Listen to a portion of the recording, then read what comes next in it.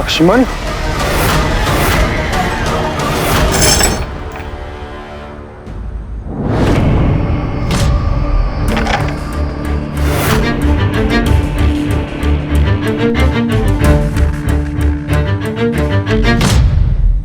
लक्ष्मण, लक्ष्मण,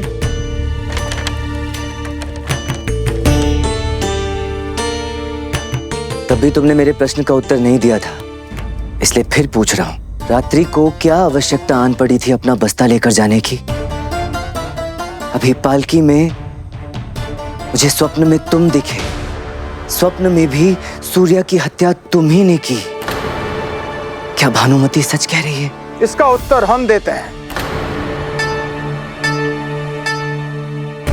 वो लक्ष्मण ही था जो सूर्या की हत्या से कुछ देर पहले अंतिम बार उससे मिला था, और लक्ष्मण ने उसे जान से मारने की धमकी भी दी थी। अवश्य उसे भ्रम हुआ होगा कोतवाल महोदय, देखने समझने में कुछ तो त्रुटि हो रही है। सूर्या की पत्नी भानुमति ने यह सब कुछ अपनी आंखों से देखा था।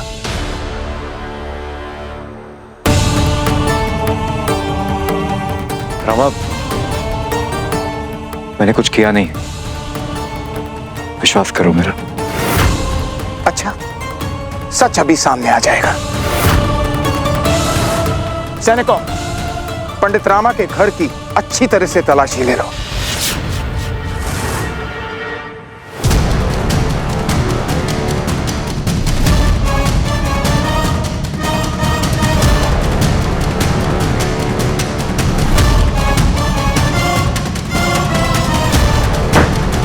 ये सब क्या हो रहा है?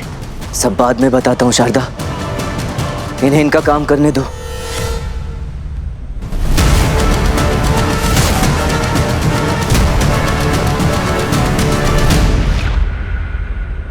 कोतवाल जी, इस बस्ते से ये घूंघट मिला है।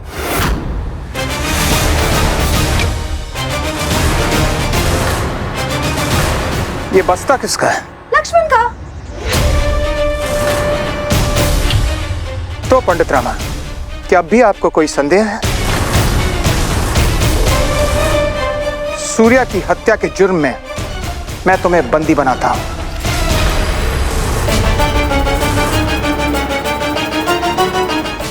मुझे नहीं पता ये दुल्हन का घूंघट मेरे बस्ते में कैसे आया। सैनिकों, पकड़ लो इसे।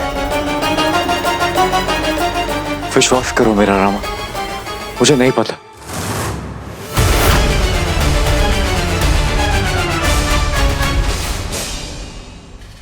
मैंने कोई हत्या नहीं की है रामा।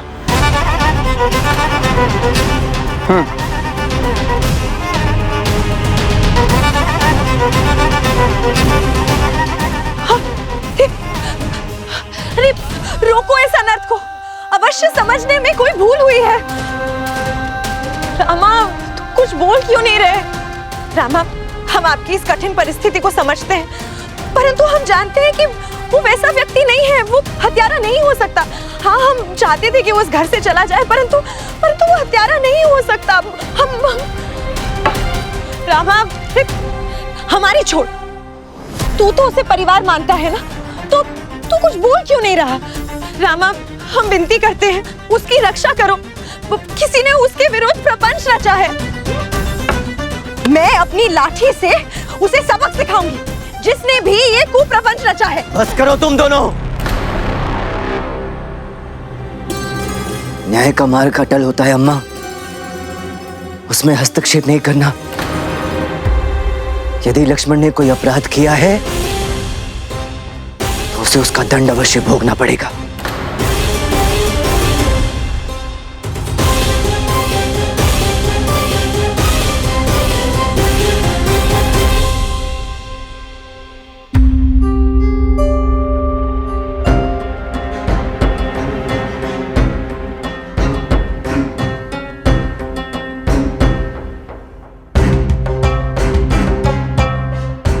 एकांत,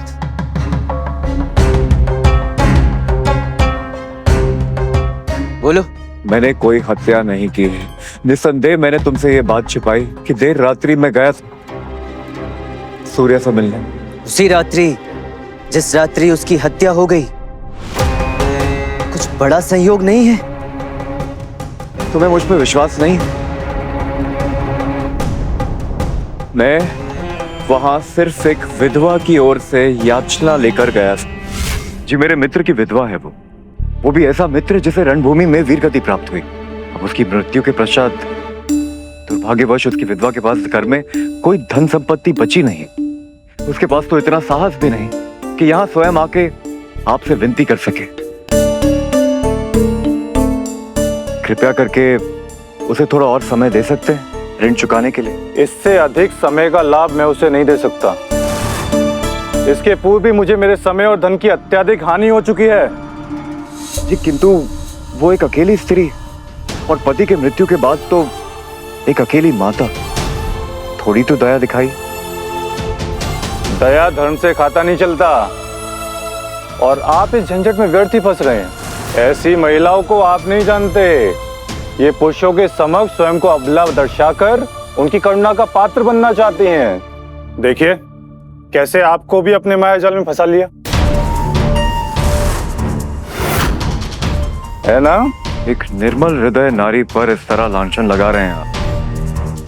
छी, धिक्कार है आप पर। पथिक को शीतल नदी में डुबकी लगाने का मन हो ही जाता है। तुम्हें तो वो निर्मल लगेगी ही, अकेली जो है।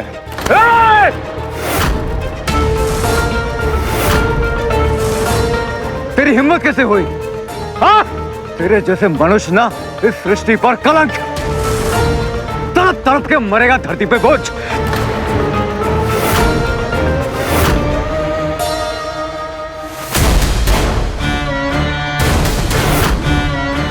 निकल जाओ यहां से।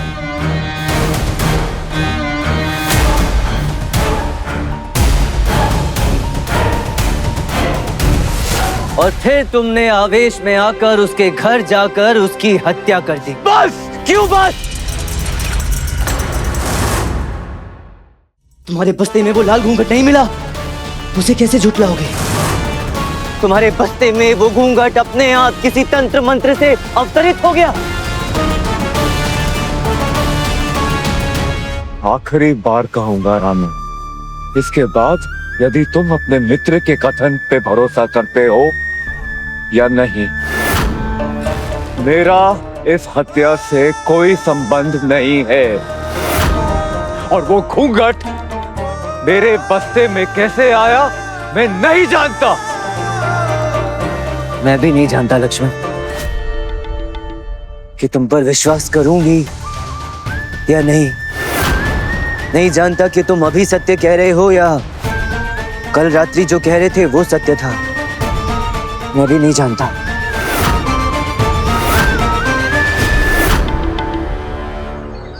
परमात्मा सब देख रहे हैं। पता नहीं, हो सकता है कि इनके लक्ष्मण ने गोविंद से भी ऋण लिया हो और उसकी हत्या कर दी हो। नाना पंडित रामा, हमारा अर्थ ये नहीं है कि हम आपको गलत सिद्ध करें, किंतु ये भी आवश्यक नहीं है कि हर बार आप ही सही हों।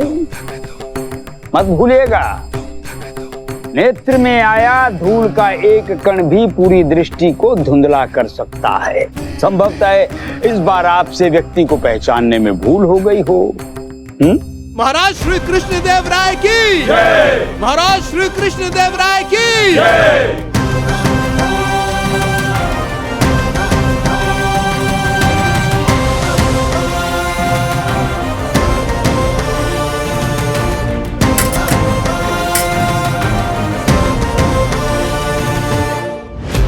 बंधक को सभा में प्रस्तुत किया जाए।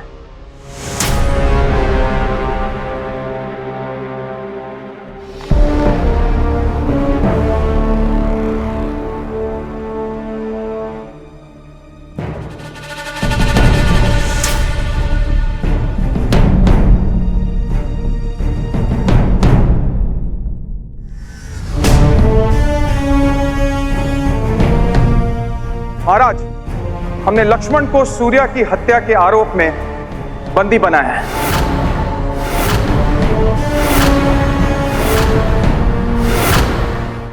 महाराज, सूर्या की विधवा भानुमति यहाँ उपस्थित है।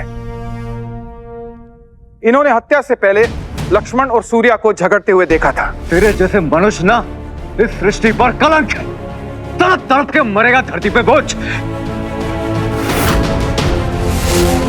और ये महाराज, ये वधु घूंघट भी लक्ष्मण के बस्ते से मिला है। इस बस्ते से ये घूंघट मिला है।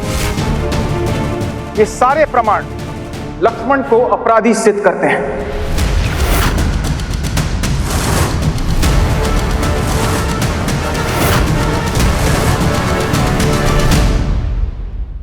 मौन क्यों है पंडित रामकृष्ण? महाराज,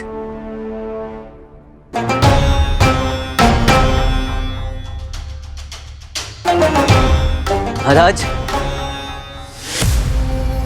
लक्ष्मण निर्दोष है। इसे फंसाया जा रहा है महाराज।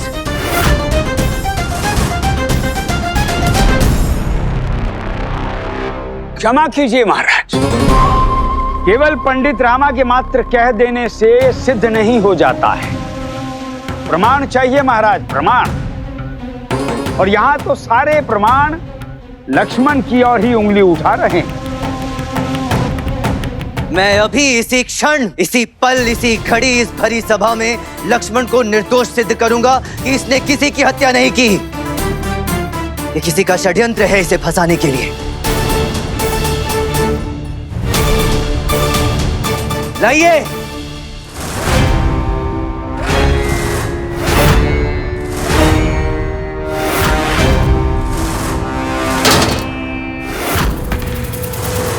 महाराज, इस घड़े में एक रासायनिक द्रव्य है।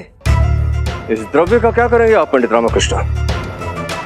महाराज, मुझे प्रारंभ से ही किसी षड्यंत्र के बुने जाने का आभास होने लगा था, इसलिए मैंने गुप्त रूप से अपने और लक्ष्मण के सभी वस्तुओं के साथ साथ इसके बस्ते पर भी इस रसायन को लगा दिया था। अब जिस किसी ने भी लक्ष्मण के बस्ते को स्पर्श किया होगा, उस रसायन का अंश उसके हाथों पर रह गया होगा।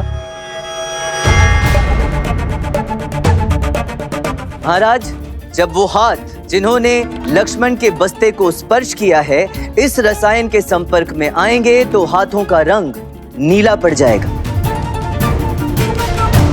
और जिन हाथों ने लक्ष्मण के बस्ते को नहीं छुआ है उनका रंग इस रसायन के संपर्क में आते ही पीला पड़ जाएगा, अर्थात वो निर्दोष होगा।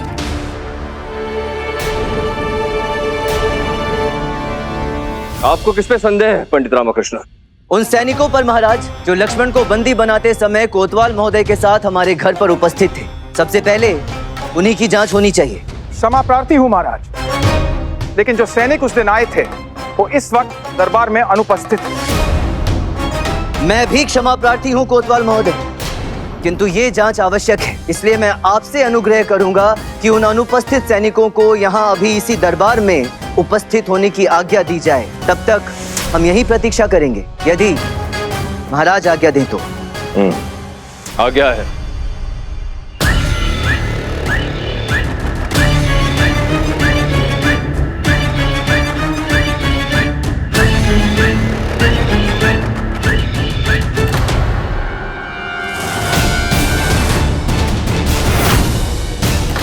नहीं महाराज, मैंने कुछ नहीं किया महाराज, मैंने कुछ नहीं किया महाराज। बंदी बना लीजिए इसे। छोड़ दो मुझे। पंडित रामकृष्ण, क्या ये एकमात्र दोषी है? अभी ज्ञात हो जाएगा महाराज। मैं अन्य सैनिकों की भी जांच करना चाहता हूँ।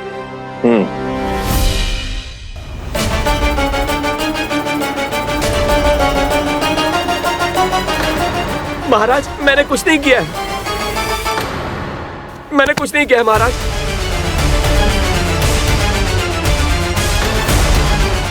महाराज, मैंने कुछ नहीं किया महाराज। तुम सब सम्मिलित हो। पंडित रामा, आपका यह मानना है कि जितने भी सैनिक हैं ये सब लक्ष्मण को फंसाने का प्रयास कर रहे हैं और केवल लक्ष्मण ही निर्दोष है? वाह, क्या बात। यदि आपका बस चले तो दोषारोपण के इस चक्रव्यूह में आप कोतवाल महोदय को भी खींच लें। धैर्य रखें गुरुवर, थोड़ा धैर्य रखें। हाँ, धैर्य ही तो है पंडित रामकृष्ण, धैर्य ही तो रखे हुए हैं।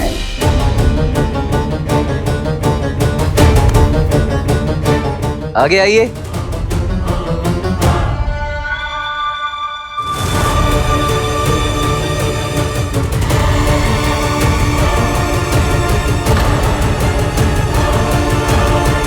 महाराज, मैं निर्दोष हूं महाराज।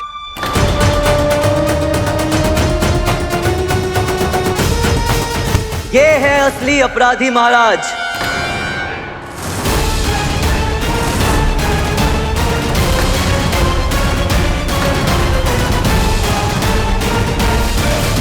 ये आप क्या कह रहे हैं पंडित रामकृष्ण? अभी कुछ क्षण पहले आपने कुछ और ही कहा था और अब कुछ और कह रहे हैं। मैं क्षमा चाहता हूं महाराज, मैंने असत्य कहा था। ना ही मैंने लक्ष्मण के बस्ते पर कोई रसायन लगाया था और ना ही इस घड़े में कोई रासायनिक द्रव्य है। इस घड़े में तो केवल नीले रंग का जल है, इसलिए जब सैनिकों ने इस जल में हाथ डाला तो उनके हाथों का रंग नीला पड़ गया। किंतु अंतिम सैनिक को यह पूर्व ज्ञान था कि मैं क्या जांच कर रहा हूं। बड़ी शीघ्रता से अपने हाथ हल्दी से पीले कर लिए, इसलिए इस गिरगिट को पकड़ने के लिए मुझे इस खेल को रचना पड़ा। अब ये प्रमाण हम सबके समक्ष है कि असली दोषी यही है जिसने लक्ष्मण के बस्ते में उस घूंघट को रखा था।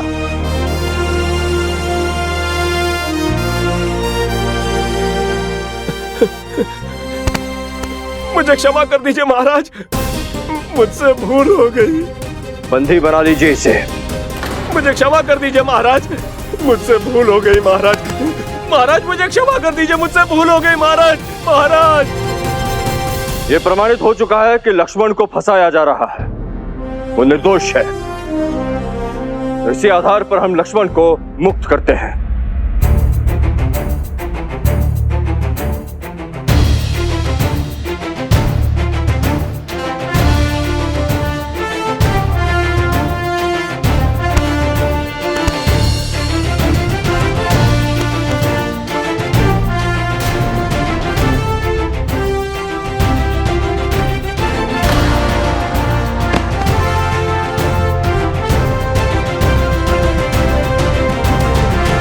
क्षमा कीजिए महाराज, क्षमा कीजिए।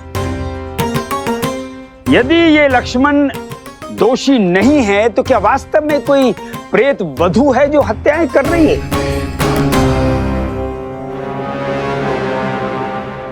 पंडित रामा, आप क्या कहना चाहते हैं कि हम सब विश्वास कर लें कि कोई आत्मा है जो निर्दोष लोगों की हत्याएं कर रही है?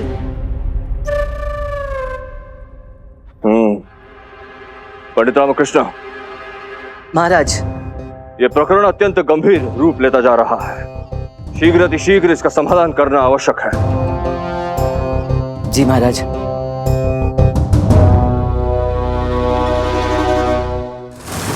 मुझे क्षमा कर दीजिए, मैंने कुछ नहीं किया है, मुझे बचा लीजिए। उठिए, उठिए। यदि सब कुछ सच सच बता देंगे तो महाराज से अनुरोध करके आपका दंड कम करवा सकता हूं। हाँ, मैंने ही डाला तो वो घूंघट उस बस्ते में।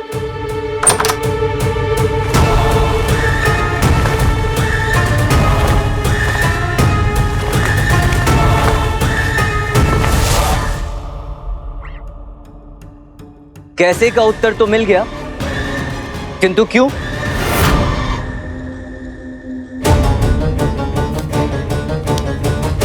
इस सोने के कंगन के साथ वो घूंघट भी आया था। अगर तुम ये घूंघट लक्ष्मण के बस्ते में डाल दोगे तो ये कंगन तुम्हारा हो जाएगा।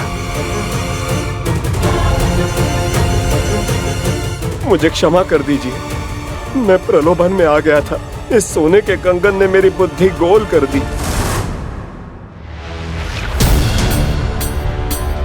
कहाँ देखा है इसे?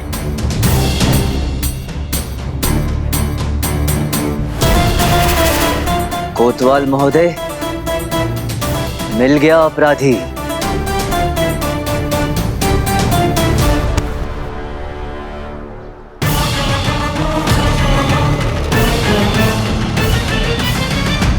आप आगे रहकर नेतृत्व कीजिए, मैं पीछे रहूंगा। घातक स्वभाव वाली स्त्री है, कुछ भी कर सकती है।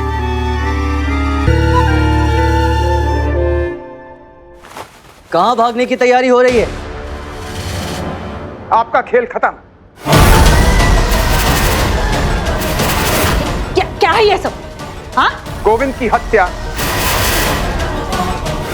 नंबी को प्रलोभन देने इस सोने के कंगन के साथ वो घूंघट भी आया था। और लक्ष्मण को फंसाने के जुर्म में आपको बंदी बनाया जाता है। एक पुरुष कर ही क्या सकता है? स्त्री को प्रताड़ित करने से अतिरिक्त क्या कर सकता है? स्त्री का क्या यही दोष है कि वो एक स्त्री है? अन्यथा मेरा दोष क्या है? दोष है तो प्रमाण क्या है? देखिए देवी जी, पीड़ित होने का अभिनय करना बंद कीजिए। ये बताइए कि आपके दाएं हाथ का कंगन कहां है?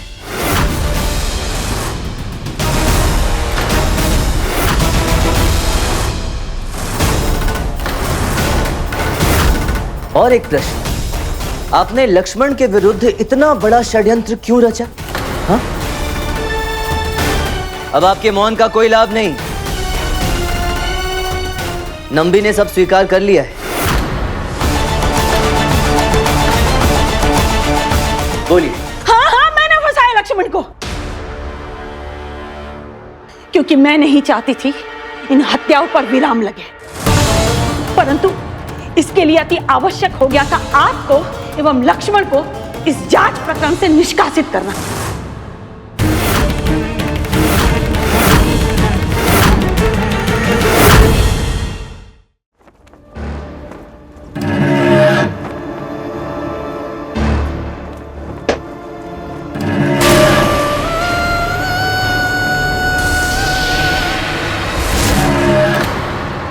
कौन है?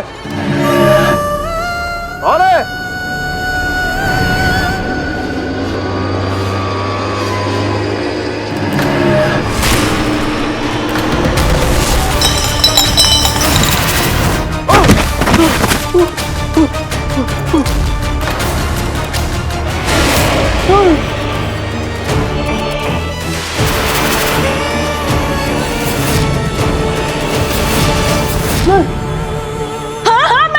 लक्ष्मण को, क्योंकि मैं नहीं चाहती थी कि इन हत्याओं पर विराम लगे, परंतु इसके लिए अति आवश्यक हो गया था आपको एवं लक्ष्मण को इस जांच प्रकरण से निष्कासित करना।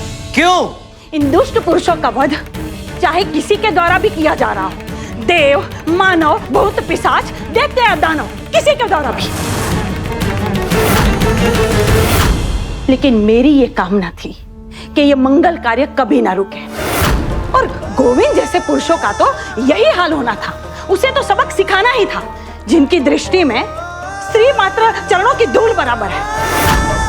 ये हत्या है, न्यायपूर्ण है। अपने दुष्कर्मों को न्याय की आड़ में इस प्रकार ना छुपाएं देवी जी। आपकी तो पैनी नजर है पंडित रामा।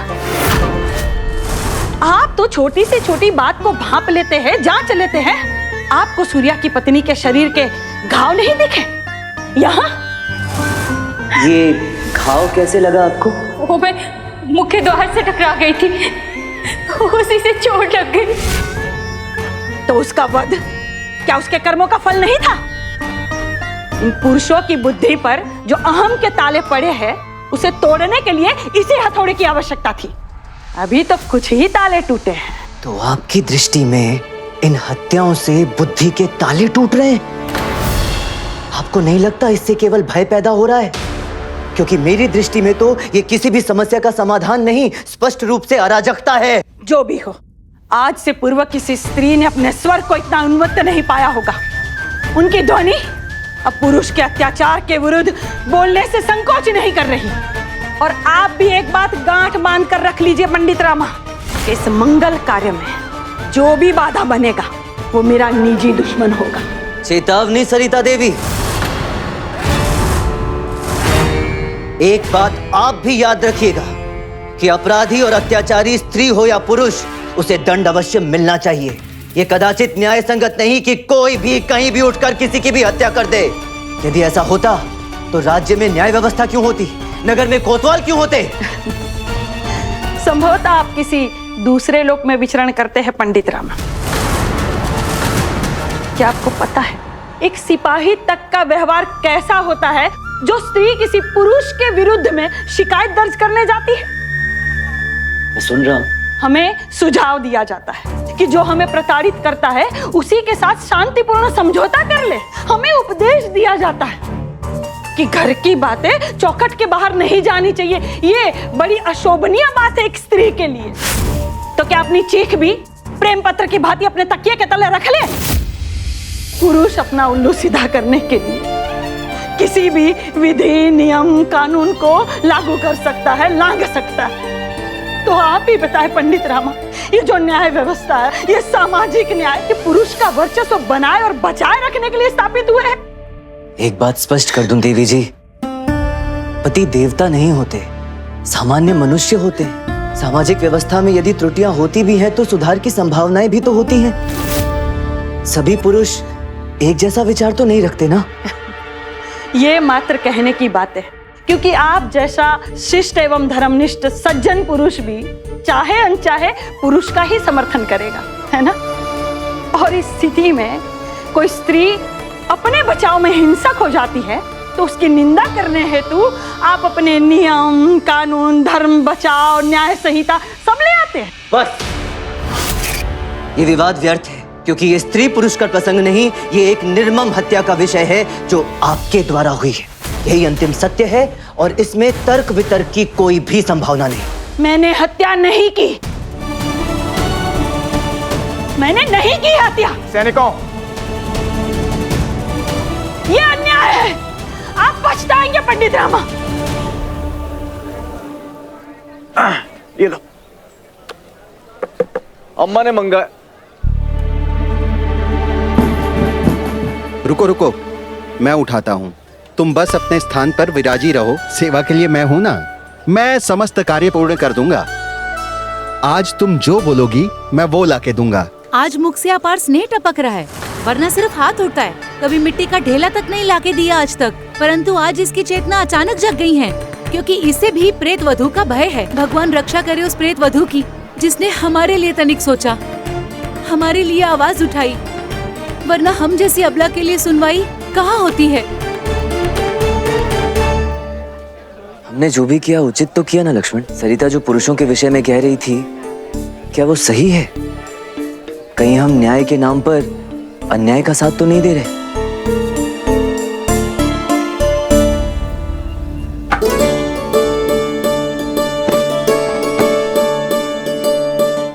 अत्यंत आनंदित दिख रही हैं। वैसे इन स्त्रियों का सोचो तो ये तो कभी भी नहीं चाहेंगी कि प्रेत वधू की गुत्थी सुलझे। प्रेत वधू का भय तो इनके लिए वरदान सिद्ध हो रहा है, किंतु अब विडंबना ये है कि हमारी सफलता इनका चैन छीन लेंगी। ये लो। क्या आवश्यकता थी इसे कारागृह से मुक्त करवाने की? कल तो स्वयं आग्रह कर रही थी कि इसे मुक्त करा के लेके आऊं। चलो भाई, वापस छोड़ के आता हूँ। हाँ ठीक है, जाओ, जाकर हाथ मुंह धो और भोजन ग्रहण करो।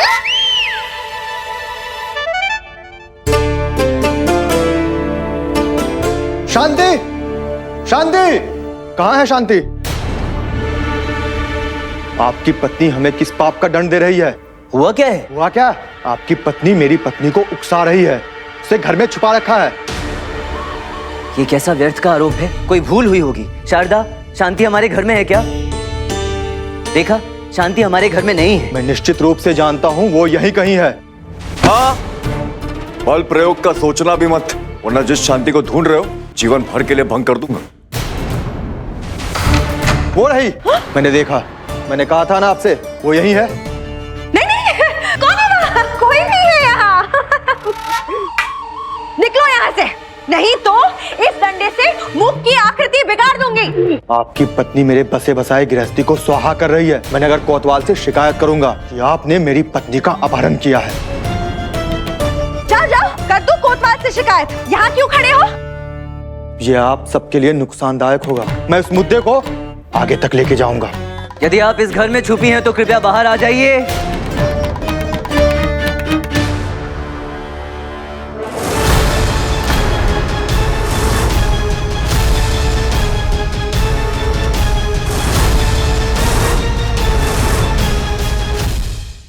मैंने कहा था ना आपसे कि आपकी पत्नी ने इसे यहीं छुपा रखा है। मैं क्षमा चाहता हूँ, हमें मालूम नहीं था।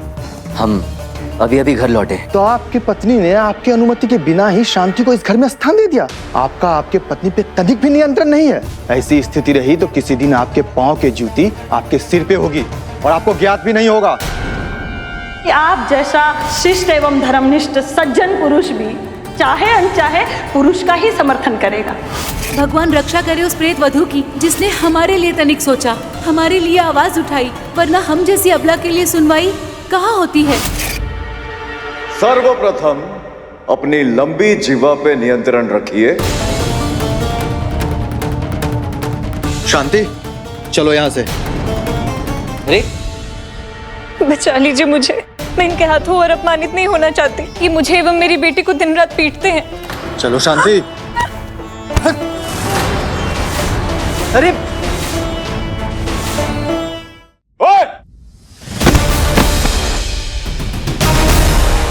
ये दासी है तुम्हारी, ये दासी है तुम्हारी, या मंडी से लाया हुआ कोई माटी का घड़ा है। ऐसा दुर्व्यवहार, छी! तुम स्वयं को पुरुष कहते हो। ये स्त्री तुम्हारे घर को संभाल कर संवार कर रखती है ताकि तुम घर में सुखपूर्वक रह सको, किंतु तुम्हें उसका प्रेम दिखाई नहीं देता क्योंकि तुम अंधे हो, तुम बहरे हो। ये स्त्री प्रतिदिन जाकर साग सब्जियां बेचती है ताकि तुम्हारे घर की दरिद्रता तनिक कम हो जाए, किंतु तुम्हें वो भी दिखाई नहीं देता क्योंकि तुम तो मन से ही दरिद्र हो।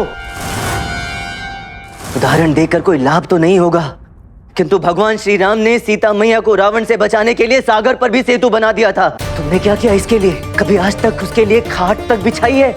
घर में माँ लक्ष्मी की पूजा करते हो और अपने घर की लक्ष्मी का इस प्रकार तिरस्कार करते हो। तुम्हारी तो चेतना पर ही धिक्कार है चैतन्य, तुम्हारे मानव होने पर ही धिक्कार है।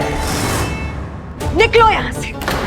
और एक बात, इसकी शिकायत चाहे कोतवाल महोदय से करो या स्वयं जाकर महाराज से, किंतु यदि एक बार पुनः तुमने शांति पर उंगली उठाई या किसी अन्य औरत पर हाथ भी उठाया तो मैं स्वयं तुम्हें घसीट कर राज दरबार लेकर जाऊंगा और एक औरत पर हाथ उठाने के लिए, उसे प्रताड़ित करने के अपराध के लिए तुम्हें आजीवन कारागार में सड़वाऊंगा।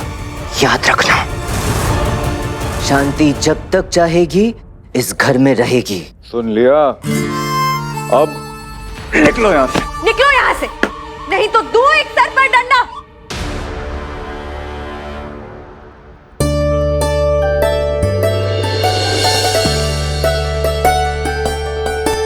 कोटि कोटि आभार, आपने मुझे जीवन दान दिया है। धन्यवाद के पात्र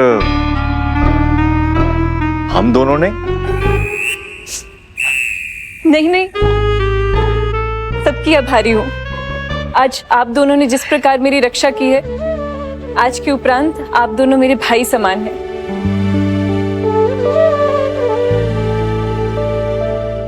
पंडित रामा और लक्ष्मण, आप दोनों को उपस्थित होने के लिए महारानी ने आदेश दिया है।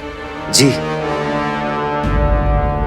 मधुमती, पंडित रामाकृष्णा को अपने सभी तथ्यों से अवगत कराइए। मेरे आवास में विचित्र घटनाएं घट रही हैं। एक दिन मैंने देखा, जब मैं सुबह अपने पति के कक्ष में गई तो वहाँ एक सिंदूर की डब्बी पड़ी हुई थी और वो सिंदूर चारों ओर बिखरा हुआ था। ऐसा दृश्य तो प्राय किसी हत्या के पश्चात ही देखा गया है। पूरी बात विस्तार से बताएं, बिना किसी अंश को छोड़े हुए।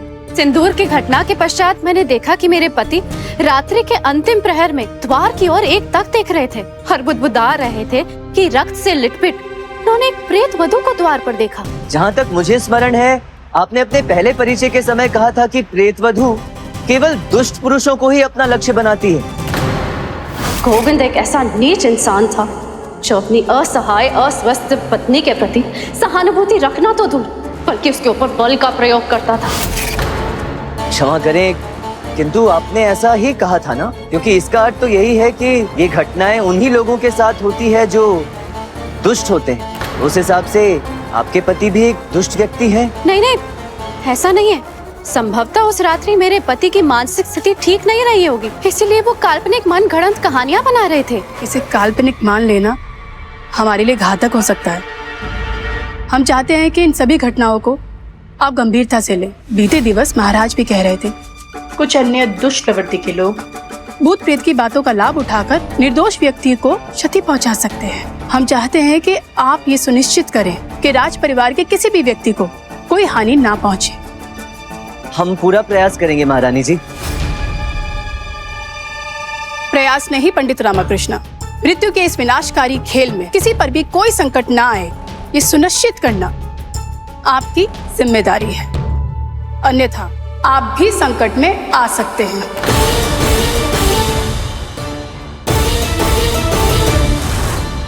तुम्हें नहीं लगता महारानी का व्यवहार अनुचित था? उन्होंने तो चेतावनी दे दिया। चिंता मत करो, नीलकंठ को कुछ होगा नहीं क्योंकि सरिता कारागृह में बंद है। अभी चलकर नीलकंठ से मिलकर केवल औपचारिकता पूरी कर लेते हैं।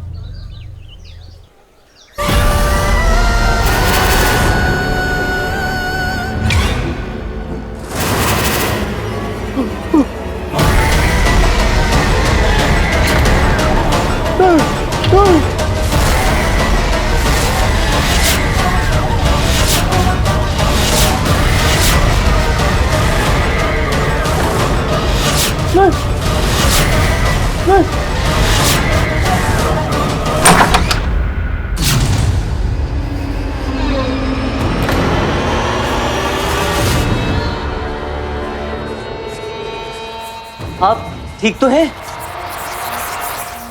हम निश्चित ही ठीक है, निसंदेह। आपका परिचय? महाज्ञानी महापंडित पंडित रामकृष्ण लक्ष्मण। सिंदूर की डिब्बी, आपको प्रेत वधू का दिखना, संभवतः कोई आपको चेतावनी देना चाहता है। ऐसा प्रतीत हो रहा है कि कोई आपको उकसाना चाहता है, आपको आपके दुष्कर्मों का स्मरण कराकर।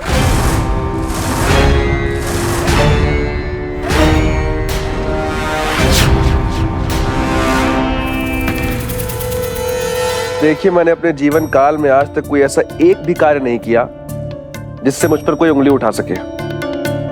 जी, मैं आप सब लोगों के लिए खाने का प्रबंध करके आती हूँ।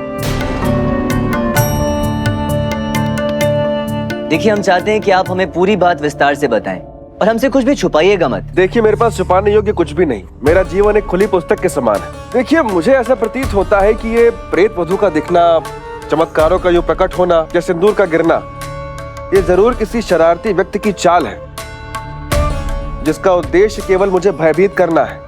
किंतु केवल आपको भयभीत करके किसी को क्या लाभ? कोई केवल आपको भयभीत करने के लिए इतना बड़ा जोखिम क्यों उठाएगा? निश्चित रूप से पहले जो हत्याएं हुई हैं उसके माध्यम से कोई आपको संकेत देना चाह रहा है। किस प्रकार के संकेत? यही कि आप एक नेक व्यक्ति नहीं हैं और आप भी महिलाओं पर अत्याचार करते हैं। असत्य है ये, और ऐसा कैसे कह सकते हैं आप? ऐसा हम नहीं कह रहे, ऐसी चर्चाएं हो रही हैं। किंतु आपको किस बात का भय? आप तो एक नेक और निश्चल व्यक्ति है ना? निसंदेह निसंदेह। अरे, जब इनके कपड़ों की चमक बता रही है कि इनका हृदय कितना पवित्र और पावन, जब धूल का एक कण भी इनके कपड़ों को मैला नहीं कर पाया, तो कोई दुष्ट विचार इनके मस्तिष्क को कैसे मैला कर सकता? सही कह रहे हो लक्ष्मण। लगता है राजकुमारी मधुमती ने व्यर्थ ही हमारा समय नष्ट किया। हमें खेद है, मेरी पत्नी, मेरी अर्धांगिनी अंधविश्वास से ग्रस्त है। यद्यपि वो एक राजघराने से है, परंतु वो किसी ग्रामीण स्त्री की भांति मूर्ख है। इन भूत प्रेत की कथाओं में उसे अत्यधिक रुचि है। अरे, आप उसकी बातों को अनसुना कर दे पंडित रामा, और आप जैसा बुद्धिमान पुरुष एक स्त्री की बातों में कैसे आ गया? स्त्रियों के विचार तो संकुचित होते हैं। हमारे शास्त्रों में स्त्री को लक्ष्मी का रूप कहा गया है महोदय। पत्नी का अनादर उन्हीं माँ लक्ष्मी का अनादर होता है। ये लक्ष्मी लक्ष्मी कहकर ही हम पुरुषों ने स्त्रियों को अपने सिर पर बिठा रखा है। उसे इस धरती पर उतारना ही हम पुरुषों का कर्तव्य है। अन्यथा इस देवी होने के भ्रम के कारण ही इन स्त्रियों की इच्छाएं बिना डोर की पतंग की भांति आकाश से वार्तालाप करती रहती हैं। वाह, आप जैसा महान पुरुष तो इस लोक में रहने योग्य ही नहीं है। आपको तो सीधे परलोक चले जाना चाहिए। कैसी भद्रता है ये? रामा रामा, तुम आवेश में आ रहे हैं, शांति से काम ले। तुम जैसे नीच बुद्धि वालों से मैं स्वयं को सदैव दूर रखता हूँ, किंतु केवल इसलिए कि तुम महारानी चिन्ना देवी के रिश्तेदार हो। हम दोनों तुम्हारी रक्षा करने का प्रयत्न करेंगे। हमें तुम दोनों की सहायता की आवश्यकता नहीं है। ये क्या कर रहे हैं आप? आपके पास और कोई विकल्प नहीं। ये तो स्पष्ट हो गया कि प्रेत वधू इनसे प्रतिशोध क्यों लेना चाहती।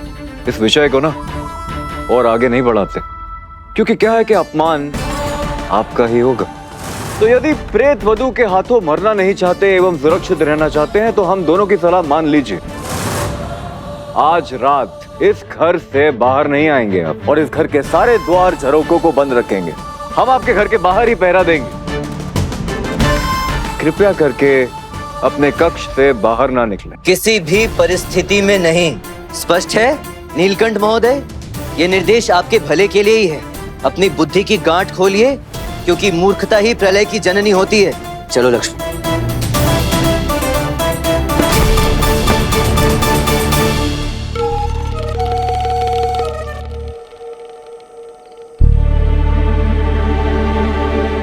रमा, हाँ? ये मधु समाज की प्रगतिशील नारी लगती, खुले विचारों वाली, फिर भी अपने पति का सत्य छुपाया ऐसा क्यों? क्योंकि ये पुरुष तो अत्यंत ही नीच। मुझे पूरा विश्वास है बेचारी पर अत्याचार तो करता ही होगा। समझ में आ रहा है प्रेत वधू ने इसे अपना निशाना क्यों बनाया। स्त्री चाहे कितनी भी प्रगतिशील क्यों ना हो लक्ष्मण, वो सदैव अपने पति के दुष्कर्मों को ढकती ही है, क्योंकि एक स्त्री कभी नहीं चाहती कि उसके घर की कलंकित बातें बाहर समाज के सामने आ जाए, फिर भले ही वो स्वयं चाहे कितनी भी पीड़ित क्यों ना हो। अरे वैसे इतनी ठंड में यहाँ आएगा कौन? वो प्रेत वधू तो अपना संकल्प भूलकर किसी शमशान में आग सेक रही होगी। बात में तर्क तो है। सरिता को बंदी बनाने के पश्चात मुझे नहीं लगता कि कोई भी व्यक्ति इतना बड़ा जोखिम मोल लेगा। व्यक्ति तो नहीं, किंतु भूत तो जोखिम उठा सकता है। यदि वास्तव में कोई भूत प्रेत हुआ तो, किंतु भूत प्रेत कहाँ होते हैं लक्ष्मण? कल्पनाओं में।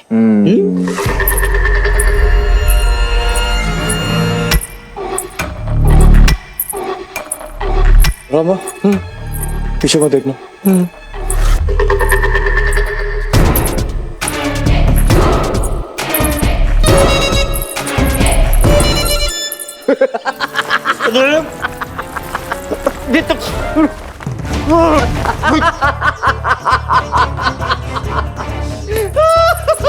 तुम जैसा तुच्छ व्यक्ति मैंने आज तक नहीं देखा। ये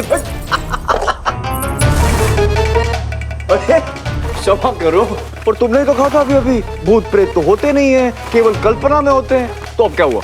हाँ, और वैसे भी वो सरिता तो कारागार में बंद, तो फिर कौन आएगा? ठंड लग रही, दे दो। ठंड है, दे दो।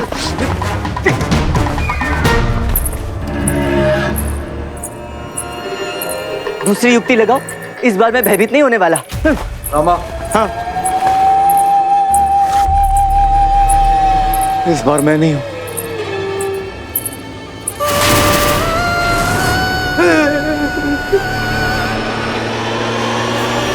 तो तुमने तो कहा था कि भूत इस समय कहीं आग ताप रहा होगा। मुझे क्या पता, मैं थोड़ी भूतों के साथ मेल मिलाप करके आया हूँ। हे काली माँ, मेरी तो बुद्धि जम गई है लक्ष्मण। ये भेद तो और गहराता जा रहा है।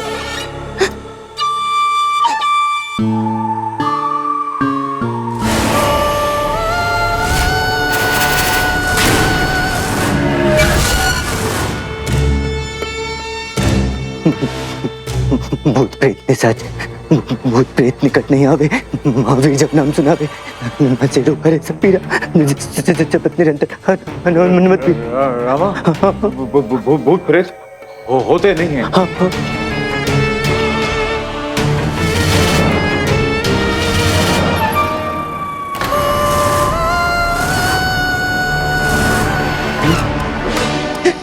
असंभव, ये कहाँ गायब हो गई? जय हनुमान ज्ञान गुण सागर, जय कपीस लोको जागर।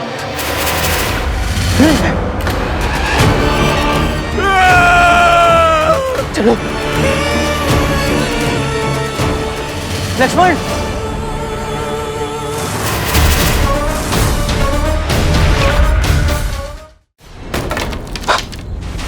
चलो लक्ष्मण, यहाँ कुछ हुआ है। आओ लक्ष्मण, द्वार बंद करो। यदि वो भीतर आ चुकी है इस खिड़की से, तो अब उसके पास बाहर जाने का रास्ता नहीं है। सारे द्वार बंद हैं सिवाय इस खिड़की के। तुम एक काम करो, तुम यहीं खड़े रहना, यहाँ से हिलना मत। इस खिड़की के आगे किसी बलशाली पुरुष की आवश्यकता पड़ेगी उसका सामना करने के लिए। मैं भीतर जाकर देखता हूँ। हाँ, क्या देखोगे? भूत भूत तो होते नहीं है, भूत तो अदृश्य हो जाते, उसका क्या? भूतों को खिड़कियों की आवश्यकता नहीं होती भीतर प्रवेश करने के लिए। जो भीतर आया है वो कोई व्यक्ति है, कोई पुरुष अथवा स्त्री, कोई भूत भूत नहीं है। तुम यहीं डटे रहना लक्ष्मण। हाँ,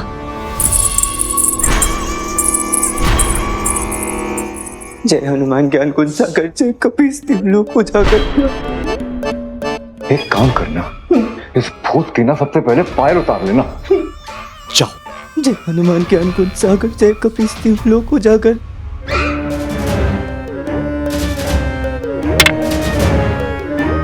बात तो सही है, भूत भूत खिड़की से थोड़ी आते। आओ, मेरे निकट आओ। मैं जानता हूं तुम कोई भूत भूत नहीं हो। वैसे अंधेरा तो बहुत है, दिए की आवश्यकता है।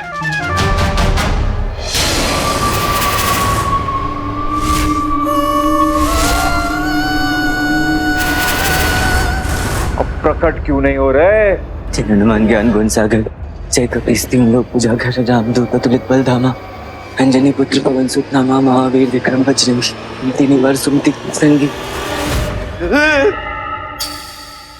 पर्दा है।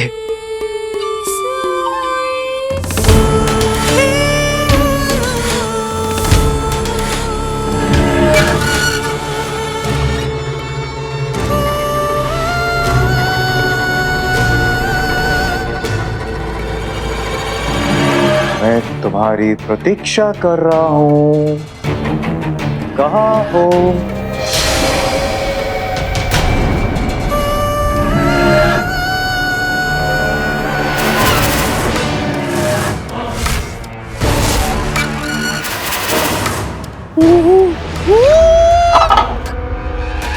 नहीं नहीं नहीं नहीं नहीं नहीं, यहाँ।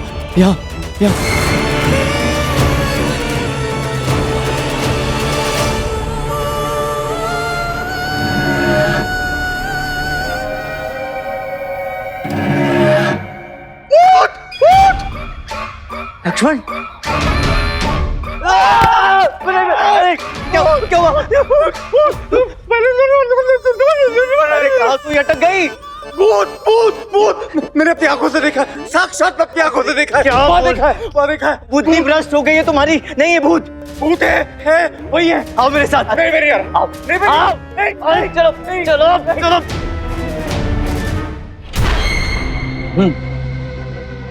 ये खिड़की छोड़कर भाग गए तुम। जब परीक्षा की घड़ी आई तो बुद्धि के सभी शास्त्र समर्पित कर दिए।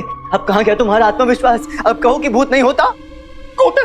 होता है रामा, मैंने अपनी आंखों से देखा है, निश्चित होता है, भूत होता है। स्वामी! मधुमक्खी नहीं, मधुमती। चिल्लाई भागो। हाँ।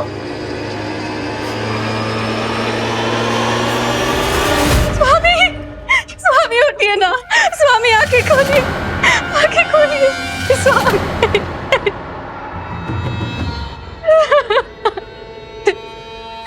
स्वामी,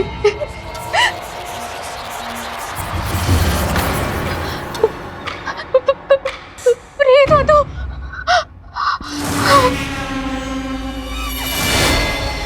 लक्ष्मण, तुम इनके साथ रहना, मैं इसके पीछे जाता हूँ। यही रहना। ठहरो।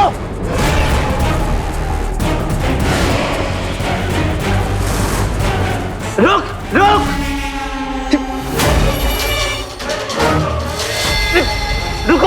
रुको।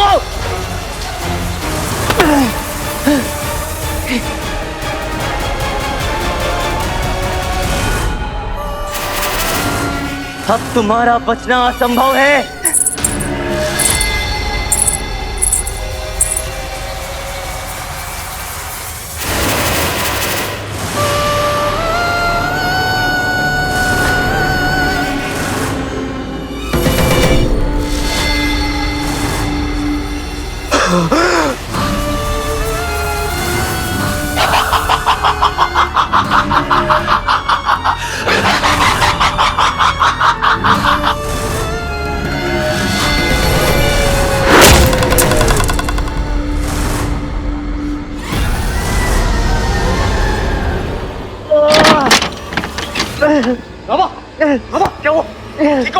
नहीं, मेरे नेत्र लक्ष्मण, मैंने उसे देखा, मैंने उसे इधर देखा। वो है क्या?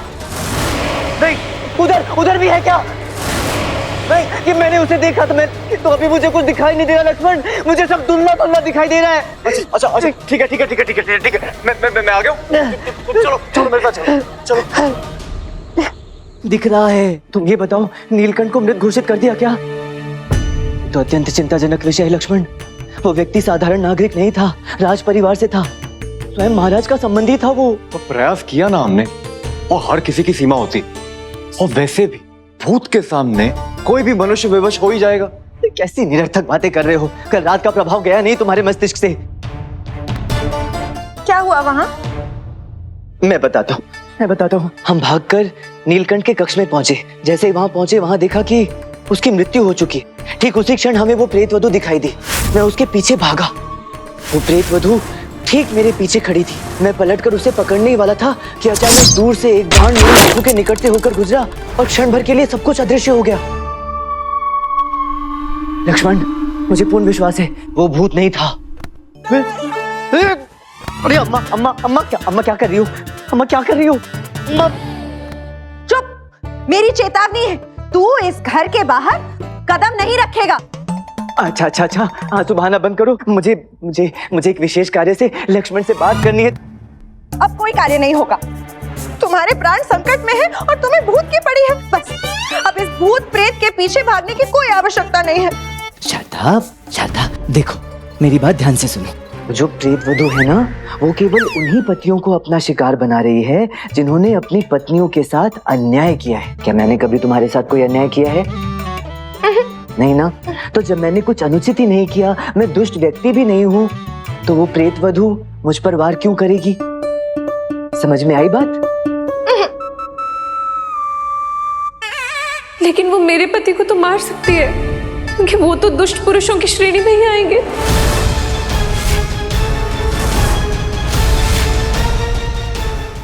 ये अवश्य चाहती हूँ कि वो मुझसे दूरी बनाए रखे, किंतु ये कदापि नहीं चाहूंगी कि उनकी मृत्यु हो जाए। देखिए, आपके पति को कुछ नहीं होगा।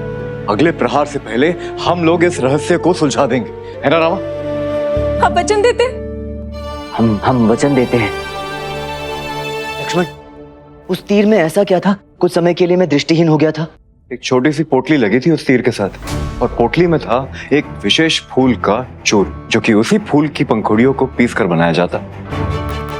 इस चूर्ण की विशेषता ही ये है कि अस्थायी रूप से किसी भी मनुष्य को दृष्टिहीन बना सकती, और उसी फूल के चूर्ण का प्रयोग तीर के माध्यम से तुम पर किया गया था। अद्भुत। किंतु तुम्हें इन सब का ज्ञान कैसे है? अच्छा, ज्ञान पे क्या केवल तुम्हारा अधिकार है? नहीं ज्ञानी महाशय, आगे बताओ। सुनो, इस चूर्ण का प्रयोग कुछ विशेष औषधियां बनाने के लिए भी किया जाता है। अक्सर इसका उपयोग दर्द निवारण के लिए करते थे, और इसीलिए युद्ध भूमि पे ये औषधियां प्रचलित हैं। तो ये दुर्लभ गुण वाला फूल अब हमें मिलेगा कहाँ? यही नगर की सीमा में जो वन है वहाँ। किंतु वन तो बहुत बड़ा है, हम इस फूल को ढूंढेंगे कैसे? हाँ ज्ञानी, तनिक धीरज रखो, पूरी बात तो सुन लो। इस फूल की उपयोगिता के कारण इसे यहाँ मंगाया जाता है, फूल मंडी में, और यहीं भंडार गृह में इसे सुखाया जाता है, पीसा जाता है, और ये औषधियां बनाई जाती है। तो संक्षेप में कहूँ तो ढूंढने पर ये फूल हमें भंडार गृह में मिल जाएगा? हाँ। रामा, एक बात बताइए, वो प्रेत वधू को फूल की क्या आवश्यकता है? वो तो प्रेत है ना, वो तो अपनी इच्छा से जब चाहे अदृश्य हो सकती है।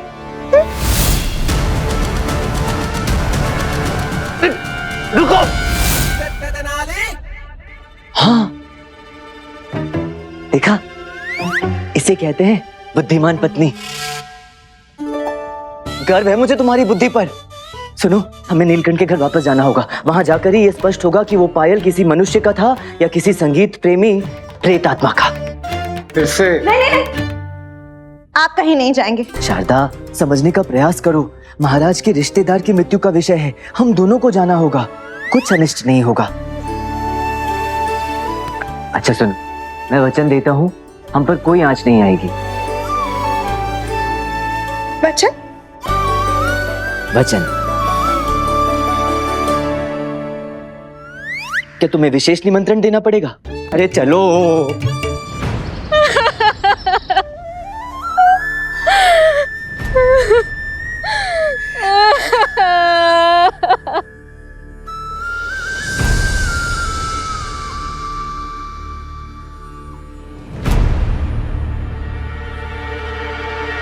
आज अपने कुशल मंगल होने की प्रार्थना करना।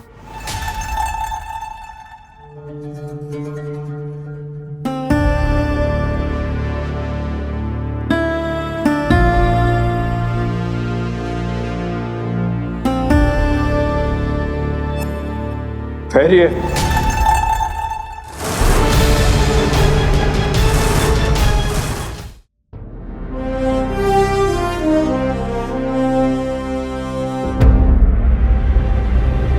आपकी उपस्थिति में यह महाअनर्थ कैसे घटित हुआ पंडित रामकृष्ण? जिस विश्वास के साथ हमने आपको यह दायित्व दिया था, उस विश्वास को गंभीर रूप से ठेस पहुंचाई है आपने। शब्द नहीं है हमारे पास किस प्रकार हम आपकी इस चूक की निंदा करें। हम क्षमा प्रार्थी हैं महाराज। केवल निंदा से बात नहीं बनेगी महाराज। पंडित रामकृष्ण को उनके किए की सजा अवश्य मिलनी चाहिए। हम आज तृतीय पहर में राज्यसभा का आह्वान कर रहे हैं। राज्यसभा में सबके समक्ष निर्णय लिया जाएगा।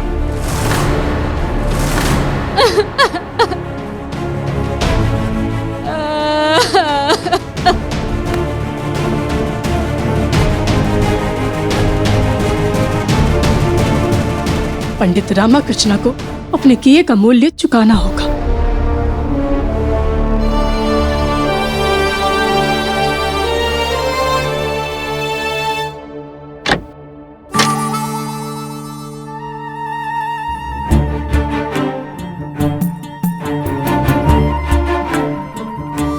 तुम यहाँ खोज में लीन हो, वहाँ हमारी आहुति देने की व्यवस्था हो रही है। महाराज का क्रोध नहीं देखा? अरे तुम्हें चिंता नहीं हो रही? बहुत चिंता हो रही है, और इससे पहले कि महाराज के क्रोध की ज्वाला हमें भस्म कर दे, हमें इस रहस्य को सुलझाना होगा लक्ष्मण। कैसे? शारदा का प्रश्न बिल्कुल सटीक था, एकदम लक्ष्य पर। यदि वो प्रेत है तो उसे उस विषैले फूल की क्या आवश्यकता? मैं नहीं समझा। आवश्यकता इसलिए पड़ी क्योंकि नीलकंठ की हत्या किसी प्रेत ने नहीं, अपितु किसी मनुष्य, नर अथवा नारी ने की थी, और इस कार्य में उसका कोई सहायक भी था। अथवा सहायिका? कोई भी पूर्व धारणा हमें दिग्भ्रमित कर सकती है। अब जरा यहाँ दृष्टि डालो। ये वही स्थल है जहां वो प्रेतवधू इस खिड़की से टकराई थी। रक्त का चिन्ह, ये देखो, प्रेत आत्मा का रक्त। इसका तात्पर्य है कि ये कोई प्रेत नहीं, मनुष्य। निसंदेह, क्योंकि रक्त केवल मनुष्यों में संचालित होता है, भूत और प्रेत में नहीं। देखा कैसे तुम्हारी बुद्धि लौट आई? अब तुम्हें कभी भूत नहीं दिखाई देगा। अब हमारा मार्ग स्पष्ट है। हम किसी प्रेत आत्मा को नहीं ढूंढ रहे, हम मनुष्य को ढूंढ रहे हैं। अब हमें यह ज्ञात करना है कि इन हत्याओं के पीछे किसका हस्ताक्षर है। तो इसका अर्थ ये भी है कि सरिता दोषी नहीं, क्योंकि जब ये हत्या हुई सरिता तो कारागार में बंद थी। हाँ,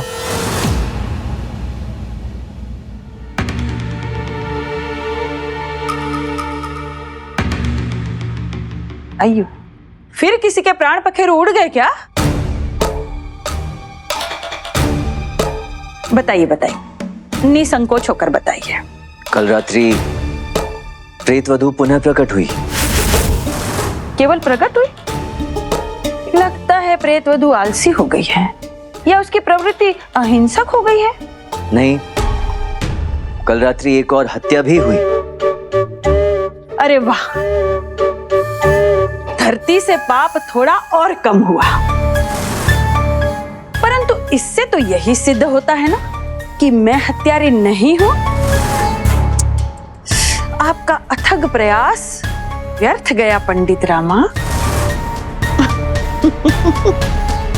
ठहरिए ठहरिए, इतनी जल्दी अपनी मुस्कान मत लौटाइए। पूरी बात सुनने पर शायद ये मुस्कान टिकेगी नहीं। बात यह है सरिता देवी कि कल रात जब मैं प्रेतवधू का पीछा कर रहा था तो वो एक टूटे हुए झरोखे से टकराई। अब उसके घाव से बहता हुआ रक्त उसके मनुष्य होने का प्रमाण छोड़ गया। अब देखिए, कितनी छोटी सी बात है, किंतु कितना गहरा भेद खोल गई ना।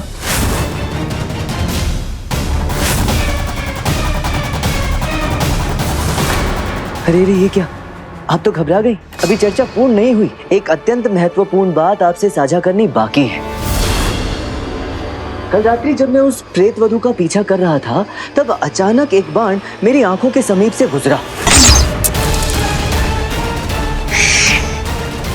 ऐसे ही, और जो मुझे कुछ क्षणों के लिए दृष्टिहीन कर गया। आपको ज्ञात है क्यों? क्योंकि उस बाण के साथ एक पोटली थी और उस पोटली में था एक चूर्ण, वो चूर्ण जिसकी वजह से रामा कुछ क्षण के लिए दृष्टिहीन हो गए। और वो चूर्ण बनता है एक विशेष प्रकार के फूल से, जो फूल एक विशेष प्रकार के वन में पाया जाता है हमारी नगर सीमा पर। और उस फूल को विजयनगर की फूल मंडी में लाया जाता है। अय्यो, ये तो आप नहीं जानती होंगी। अब हम दोनों का अनुमान यह है कि इन पूरी घटनाओं का सूत्र उसी फूल की चूर्ण में छुपा है। चलते हैं। लक्ष्मण, मुझे विश्वास है कि महाराज अब हमें क्षमा कर देंगे। जिस प्रकार के तथ्य हमारे हाथ में लगे हैं ना, देखना महाराज हमें अवश्य क्षमा करेंगे। महाराज, आज हम आपसे न्याय की याचना करने आए हैं। चिन्ना देवी, हम आपकी पीड़ा समझ सकते हैं। निसंकोच बोलिए, न्याय होगा, दोषी को दंड अवश्य मिलेगा। महाराज, पंडित रामाकृष्ण को कठोरतम दंड मिलना चाहिए और ये दंड प्रत्येक नागरिक के लिए एक उदाहरण बनना चाहिए। ये न्याय छोटा बड़ा नहीं देखता। निसंकोच ऐसा ही होगा। महाराज, हमने पंडित रामाकृष्ण को मात्र एक दायित्व सौंपा था, मेरे बचपन की मुंह बोली बहन की सुहाग की सुरक्षा का दायित्व, किंतु इनसे इतना भी ना हो सका। इनके ही उपस्थिति में नीलकंठ की हत्या हो गई। महाराज, इस लापरवाही का इन्हें कठोर से कठोर दंड मिलना चाहिए। महारानी सत्यवचन, महारानी चिन्ना देवी सत्यवचन। महाराज, महारानी चिन्ना देवी का कथन एकदम उचित है। पंडित रामा की चूक कोई साधारण चूक नहीं है महाराज। पंडित रामा की बुद्धि का तो संपूर्ण विजयनगर में डंका बजता है और ये भी अपनी बुद्धि और चतुराई का श्रेय लेने में कभी चूकते नहीं है महाराज। किंतु इस बार इन्हें अपनी बुद्धि का अहंकार हो गया है, इसीलिए तो इनकी दृष्टि पर काई जम गई। अन्यथा और कौन सा कारण हो सकता है कि इनकी उपस्थिति में हत्या हो जाए और हत्यारा हवा में धुएं की भांति विलीन हो जाए। महाराज, शांत रहिए पंडित रामा, शांत रहिए। अभी हमारा कथन समाप्त नहीं हुआ है। महाराज, हमारा तो सदैव से यही मत रहा है कि पंडित रामाकृष्ण गुत्थियों को सुलझाने के स्थान पर उन्हें और अधिक उलझा देते हैं, किंतु इस बार इनका दोष नहीं है। इसीलिए महाराज, मैं दरबार में उपस्थित सभी महिलाओं और सभागारों की ओर से आपसे आग्रह करते हैं कि इस जांच प्रकरण को किसी कुशल और निडर व्यक्ति को सौंपा जाए और पंडित रामाकृष्ण को इनकी त्रुटि का दंड दिया जाए। हमारी इच्छा तो नहीं है, परंतु इस राज्य में सभी को बोलने का अधिकार है। महाराज, सर्वप्रथम क्षमा महाराज, मेरे कारण आपके हृदय को पीड़ा पहुंची, किंतु हम इस रहस्य को सुलझाने के अत्यंत निकट पहुंच चुके हैं। हमारे पास ठोस प्रमाण भी है कि कोई भूत प्रेत नहीं है, अभी तो इस भ्रामक और हिंसक घटनाओं के पीछे हो ना हो कोई व्यक्ति है, कोई मनुष्य है महाराज। हो ना हो क्या विश्लेषण किया है, क्या निष्कर्ष निकाला है। वाह, यदि भूतों का ही किया कार्य होता तो महाराज जांच के लिए किसी को नियुक्त ही नहीं करते। 3 व्यक्तियों ने प्राण गंवा दिए और ये पंडित रामा अभी भी हो ना हो की दुविधा में है। महाराज, यदि पंडित रामा की ही सुनते रहेंगे तो और हत्याएं हो जाएंगी। किंतु महाराज, पंडित रामाकृष्ण बस नीलकंठ राजघराने के सदस्य थे। महारानी चिन्ना देवी की अति प्रिय बचपन की मुंह बोली बहन के पति और हमारे परम निकट संबंधी थे। आपकी उपस्थिति में उनकी मृत्यु हुई है। इस उत्तरदायित्व से बचने का आपका यह प्रयास अत्यंत अशोभनीय है पंडित रामाकृष्ण। यदि राजवंश के सदस्य ही सुरक्षित नहीं है तो हम जन समुदाय में क्या संदेश पहुंचा रहे हैं कि उनके जीवन का कोई मोल नहीं। पंडित रामाकृष्ण, हमने आप पर विश्वास किया और आपने नागरिकों का हम पर, इस राज्य की सुरक्षा पर जो एक अटूट विश्वास था, उसे गहरा आघात पहुंचाया है। आपकी ये चूक एक अपराध है। सत्य वचन महाराज, इनमें इस गुत्थी को सुलझाने की क्षमता नहीं है। कोतवाल महाशय, महाराज हमें केवल एक दिन और दे दीजिए महाराज। वो हत्यारा आपके चरणों में होगा महाराज, केवल एक दिन और। हम अपने नागरिकों के प्राण संकट में नहीं डाल सकते। आपको तत्काल प्रभाव इस जांच से मुक्त किया जाता है पंडित रामकृष्ण। कोतवाल महाशय, आपको इस जांच का मुखिया बनाया जाता है और निर्देश दिया जाता है कि शीघ्र अति शीघ्र अपराधी को पकड़ के हमारे समक्ष प्रस्तुत करें। अवश्य महाराज। पंडित रामकृष्ण और लक्ष्मण, यदि आप दोनों ने इस जांच प्रकरण में किसी भी प्रकार का हस्तक्षेप किया अथवा इस विषय के समीप भी देखे गए तो हम आपको विजयनगर से निष्कासित कर देंगे। ये हमारी चेतावनी है।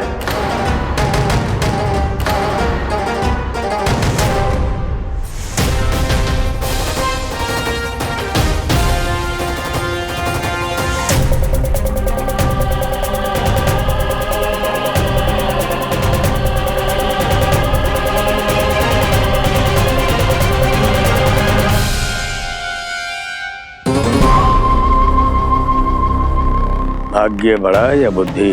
अब कौन सी युक्ति लगाओगे पंडित रामा? अपनी डूबती नैया को कैसे पार लगाओगे?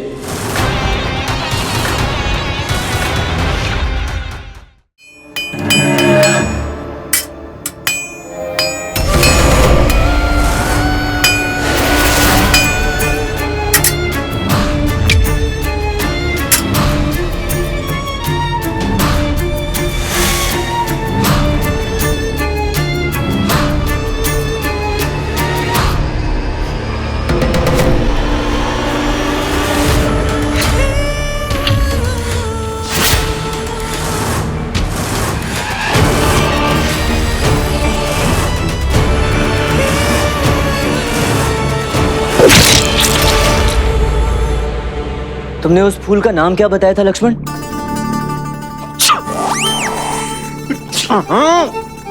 उदंबर। हाँ, वैसे मैं समझ रहा हूँ हम यहाँ क्यों आए, लेकिन उस फूल का करेंगे क्या? ज्ञानियों ने कहा है कि एक फूल में पूरा विश्व छुपा हुआ होता है।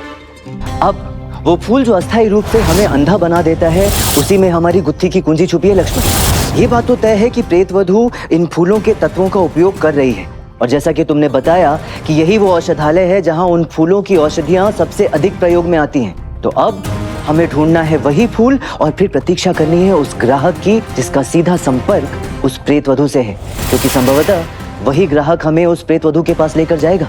चलो चलो, समय नष्ट नहीं करते, कहीं गुत्ती की कुंजी खोजते खोजते विलंब ना हो जाए। हाँ, मैं उधर ढूंढता हूँ, तुम इधर ढूंढो। हाँ, उससे पहले हे माँ चामुंडा, हे माँ दिगंबरी, मिला दे पुष्प उदंबरी। अरे ऊर्जा बचा के रखो, फूल ढूंढो, जाओ। अरे बिना टकराए चल नहीं सकते तुम, दिखता नहीं है, मुझे दिखाई देता। चल।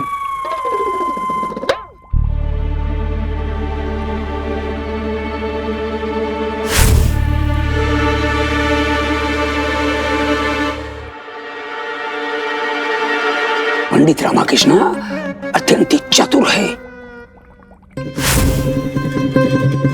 वो इस प्रकरण को किसी भी उपाय से, छल से या बल से सुलझा लेगा, और यदि उसने ऐसा किया तो सारा सम्मान ये ले जाएगा। महाराज की दृष्टि में तुच्छ बन जाएंगे आप, और ये पुण्य महान। ये हम कदापि होने नहीं देंगे। रामा, तुम्हें कुछ मिला क्या? मुझे तो कुछ नहीं मिल रहा। नहीं लक्ष्मण, यहाँ भी कुछ नहीं है। अवश्य कोई बहुत बड़ा सूत्र ढूंढने आए हैं। ढूंढ लेने दो इन्हें भूत प्रेत। बस जैसे ही इन्हें कोई ठोस प्रमाण मिले, वो प्रमाण रामा से लेकर आप महाराज को सौंप देना।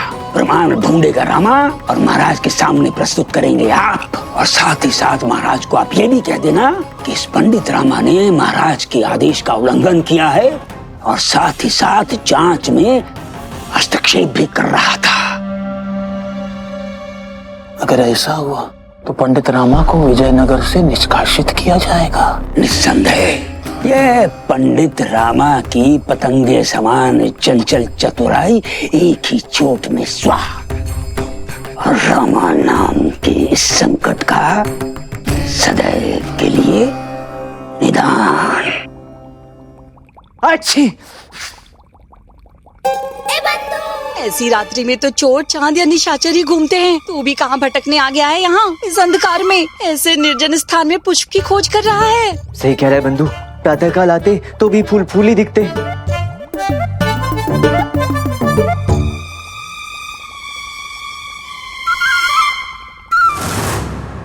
लक्ष्मण, लक्ष्मण, लक्ष्मण, देखो ये तुम्हारे हाथ से परिहास के लिए मंच उचित नहीं है। समय व्यर्थ मत करो, बाहर आओ। लक्ष्मण,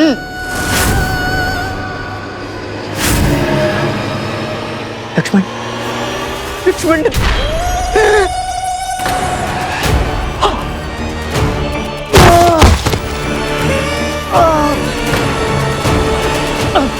रामा, मैं हूँ रामा। रामा क्या हुआ? क्षमा करो रामा, मैं नाटक कर रहा था। मैं वचन देता हूँ, मैं ऐसा नहीं करूंगा। रामा, रामा, रामा ठीक हो जाओ, रामा ठीक हो जाओ, रामा, रामा। कैसा लगा मेरा पलटवार नाटक? अरे ऐसा कोई नाटक करता है क्या? मेरी स्थिति देखी थी, छोटे बालक हो क्या? सामने वाले के प्राण ही निकल जाए। अच्छा, अब आया उल्लू अपने पैरों पर। देखा, मुझे भी पाठ पढ़ाना आता है। और डराओ। उल्लू किसको बोलो? तुमको बोला। कोतवाल शांत नहीं रह सकते, ये क्यों गिरा दिया? ये कोनी आपकी है ना, तो आपकी कोनी से गिरा था वो। ओहो,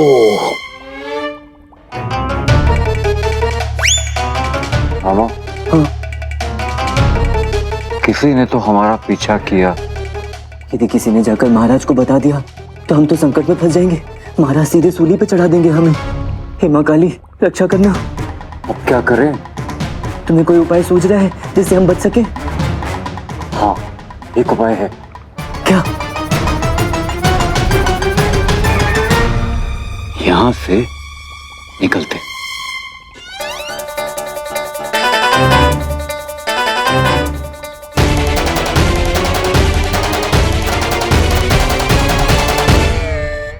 ये दोनों हमारी दृष्टि से एक क्षण के लिए भी ओझल नहीं होने चाहिए। आइए।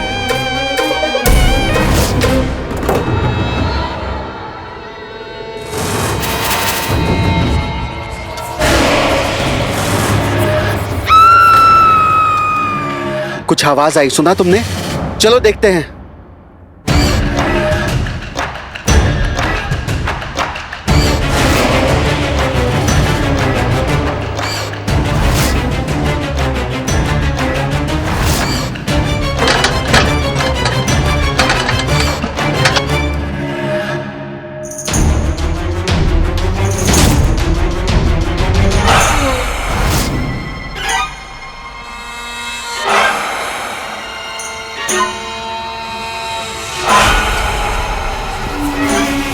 अपराधी भाग गई है, जाओ ढूंढो उसे। कोतवाल महोदय, कहाँ दृश्य हो गए दोनों? धरती निकल गई या आकाश खा गया? ना धरती दिख रही है, ना आसमान, कुछ दिख ही नहीं रहा। कोतवाल महोदय, तुम्हें कुछ सुनाई दिया? नहीं तो कुछ भी। भ्रम होगा। चलो चलो, शीघ्र चलो, अन्यथा वो छल करके आगे निकल जाएंगे। अब क्या हुआ? कुछ सुना तुमने? कौन बुजुर्ग हैं आपके? हम क्या विक्षिप्त हो गए जो केवल हमें सुनाई दे रहा है? चलिए चलिए।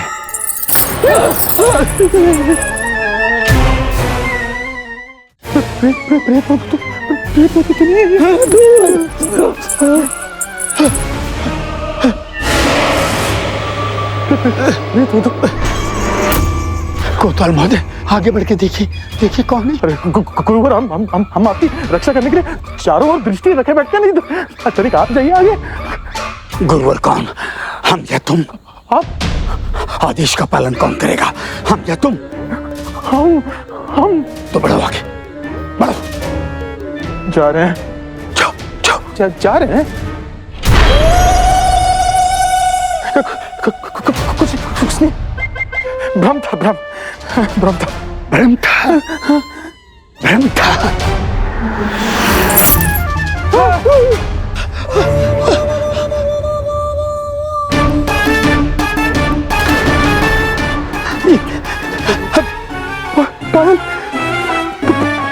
पायल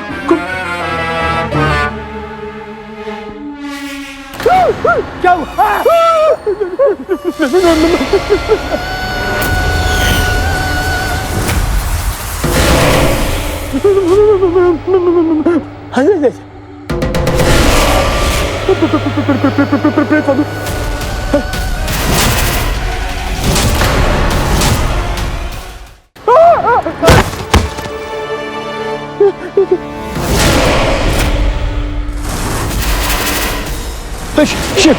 शिव महादेव हमारी रक्षा।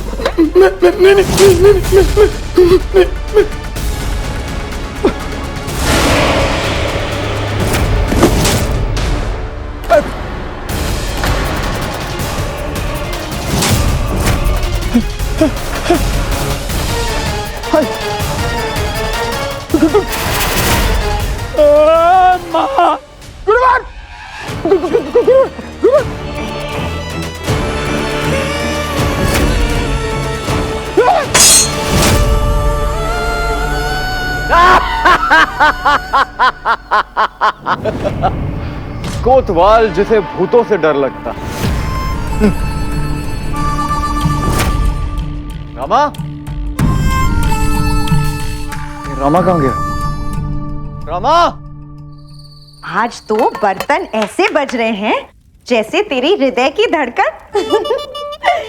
आज रामा की बड़ी प्रतीक्षा हो रही है। हाँ अम्मा, उन्होंने वचन दिया था कि आज कार्य शीघ्र समाप्त करके घर लौटेंगे और हम सब साथ में बैठकर भोजन करेंगे। रामा आता ही होगा। अपने हृदय से कह कि कुछ क्षण धैर्य रखे।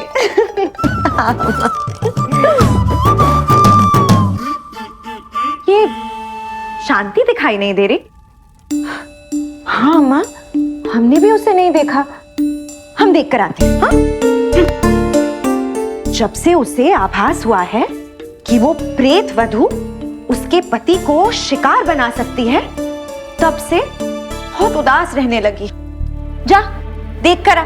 हाँ, इसे नहीं, उसे देख कर आ।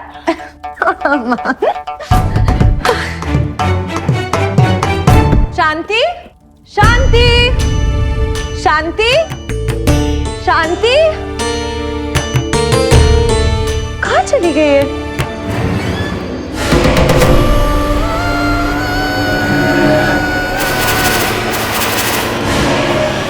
मर्दों की ऊपर की हांडी खाली होती है। इतनी सी बात उन्हें समझ नहीं आती। जिस स्त्री के गर्भ से जन्म लिया है उसी को तुच्छ दृष्टि से देखते हैं। गर्भ में 9 महीने रहने का किराया वो घृणा, तिरस्कार और अपमान देकर चुकाते हैं। हाँ अम्मा, ऐसी मनोवृत्ति है, तभी तो वो प्रेत वधू उन्हें पाठ पढ़ा रहे हैं। अपनी कोप की अग्नि में उन्हें पकाकर माँ काली को अर्पण कर रहे हैं।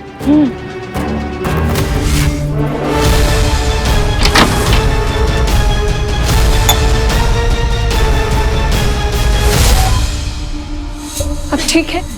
मुझे क्या होगा? नहीं, बस चिंता हो रही थी कहीं वो प्रेत वधू आप मुझे मार ना डाले। तुम्हें ऐसा लगता है कि वो मुझे मार देगी? क्योंकि मैं एक दुराचारी और दुष्ट पुरुष हूँ, एक नीच पति हूँ मैं। ठीक ही तो है शांति, एक पापी का सर्वनाश होगा। मर जाने दो मुझे शांति। भगवान न करे ऐसा हो। आप मेरे पति हैं, मैं आपका मान करती हूँ। मैं केवल ये चाहती हूँ कि आप मेरा सम्मान करें। इस बात को समझिए, पुत्री ही पुरुष की जननी है, पुत्री ही आगे चल के माँ बनती है। कन्याएं इस धरती पर बोझ नहीं है। आप ही सोचिए, यदि स्त्रियां ना हो तो क्या सृष्टि का निर्माण संभव है? मुझे क्षमा कर दो, मैं गलत था शांति। मैं हमेशा पुरुषों को महान और स्त्रियों को हीन समझा। मैंने तुम्हारे साथ बहुत गलत व्यवहार किया शांति। मैंने अपनी पुत्री के साथ भी बहुत गलत व्यवहार किया। अब मैं उसे अपने से दूर नहीं रहने दूंगा शांति। मैं कल ही जाकर उसे उसके ननिहाल से घर वापस लेकर आऊंगा। मैं वचन देता हूँ कि आज के बाद मैं तुम्हारे साथ दुर्व्यवहार कभी नहीं करूंगा, कभी नहीं। मैं भी आपको वचन देती हूँ, मैं अब कभी आपसे दूर नहीं जाऊंगी।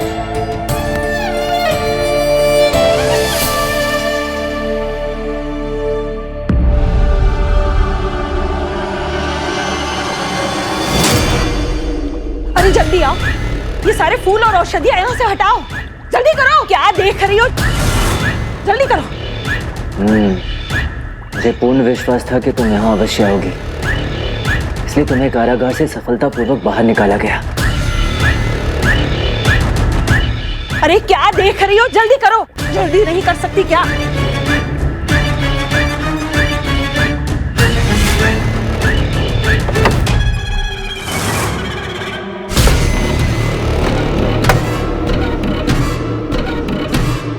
अरे उदंबरा फूल जिसे हम ढूंढ रहे थे।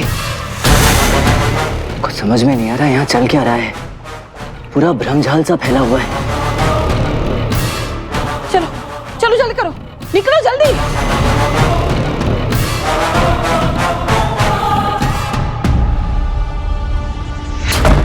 हे माँ, ये क्या है?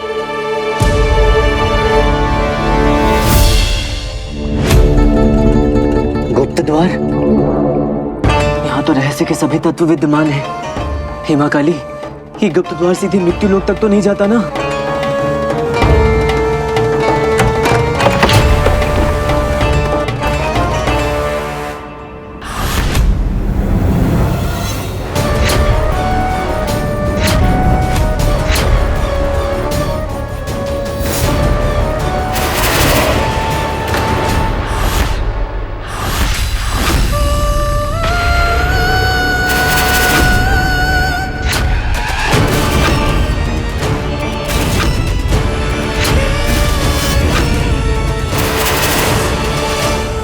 हे माँ, मैं तो एक प्रेत वधू ढूंढ रहा था, यहाँ तो इतनी सारी हैं।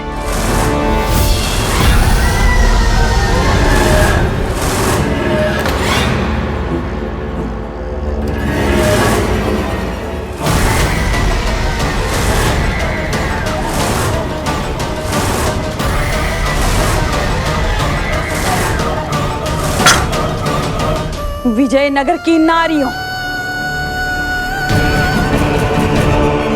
आज पुनः एक बात स्थापित हो गई।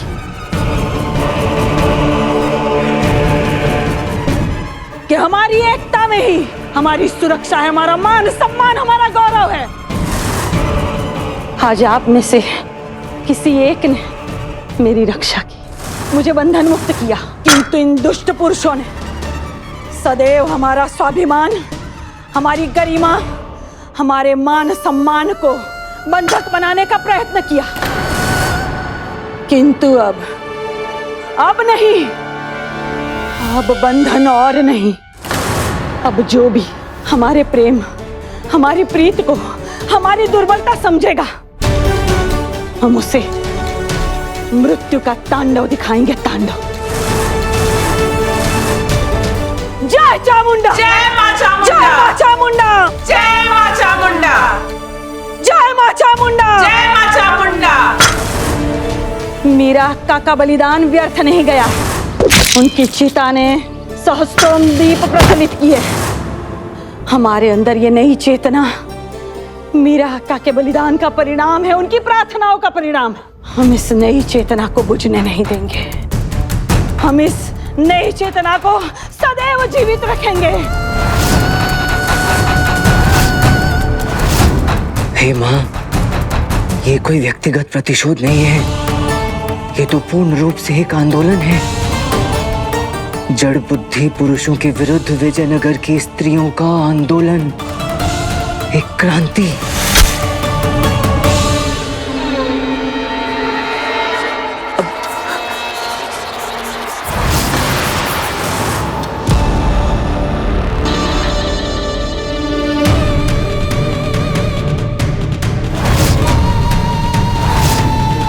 आपको यहाँ नहीं आना चाहिए था पंडित रामा। वो मैं अंधकार में भटकता हुआ गलती से यहाँ पहुँच गया, मुझे क्षमा कर दीजिए, मैं तत्काल चला जाता हूँ। नहीं, हमारे विषय में कोई भी जीवित पुरुष नहीं जानता है और जान भी नहीं पाएगा।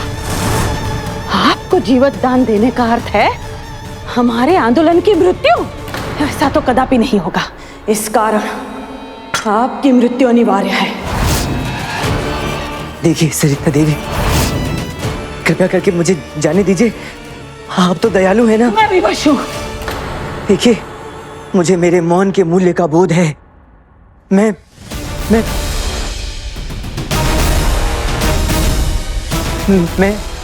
इस दीपशिखा की भांति सदैव मौन रहूंगा, मेरा विश्वास कीजिए।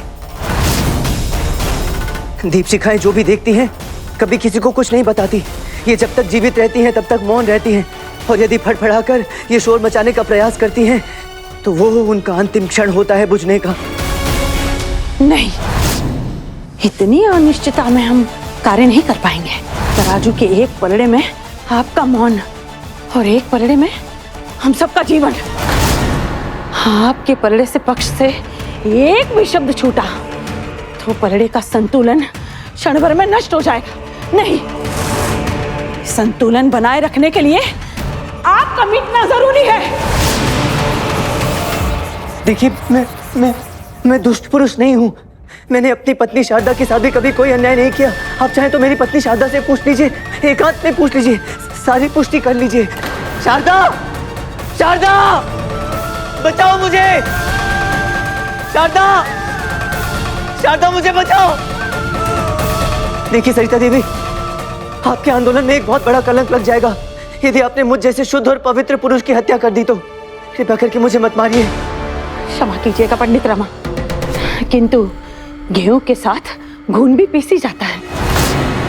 पुरुष के विरुद्ध इस आंदोलन के हेतु एक सज्जन पुरुष की बलि देनी होगी। मैं विवश हूं। दया, दया, दया सरिता देवी, दया। मारो।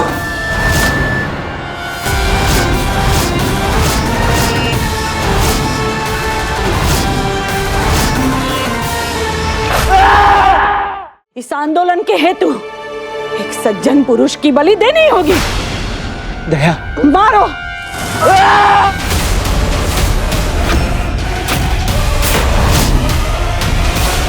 तुमने गलत निशाना क्यों साधा? हम निर्दोष की हत्या नहीं करते।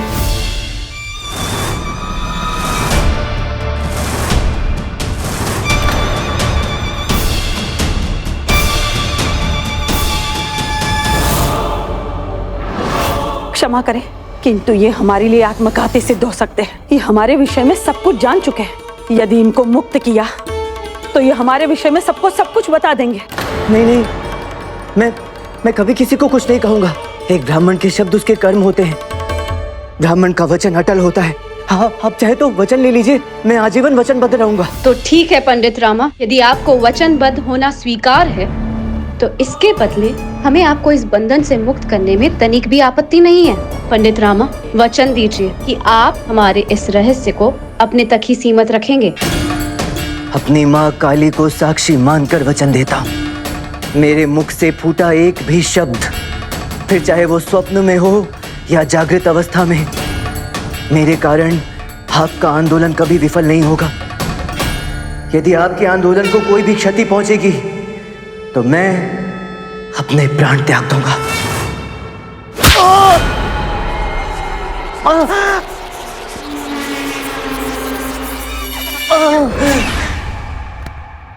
कुछ नहीं हुआ। तुम अपने घर पर हो, सुरक्षित हो। हम सब यहीं। किसी ने प्रहार किया था तुम पर।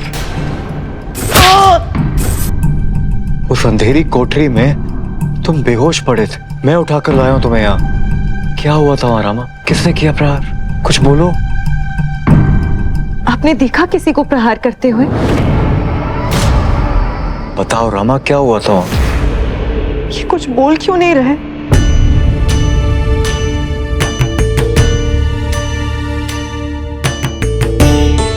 चिंता की कोई बात नहीं है, अभी इन्हें विश्राम की जरूरत है। सर पे प्रहार हुआ है ना, हो सकता है शायद इसीलिए इस बार ना कुछ देर बाद दोबारा पूछेगी।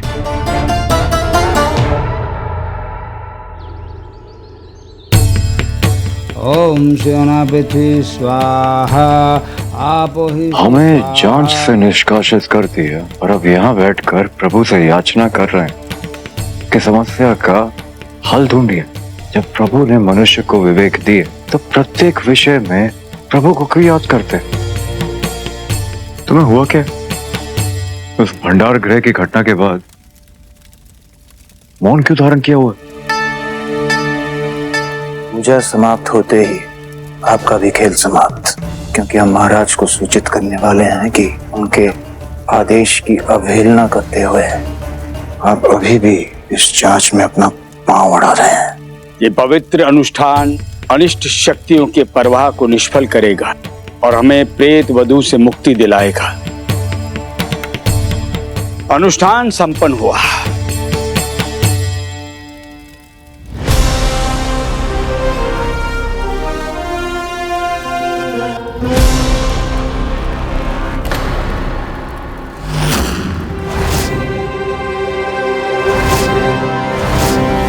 असंभव। क्या हुआ? मन की घंटी बजी? कुछ बोलोगे? क्षमा करें महाराज, आपको इस प्रकार टोकने के दुस्साहस के लिए मैं क्षमा प्रार्थी हूँ। हमें रोकने का कारण? आपकी कृपा से पता चल गया महाराज कि इन हत्याओं के पीछे किसका हाथ था।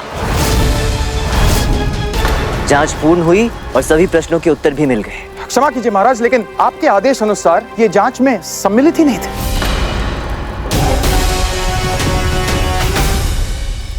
कौन है अपराधी? महाराज, यदि आपकी आज्ञा हो तो मैं पूरी बातें स्पष्ट रूप से दरबार की सभा में सबके समक्ष प्रस्तुत करना चाहूंगा। आज्ञा है। धन्यवाद महाराज।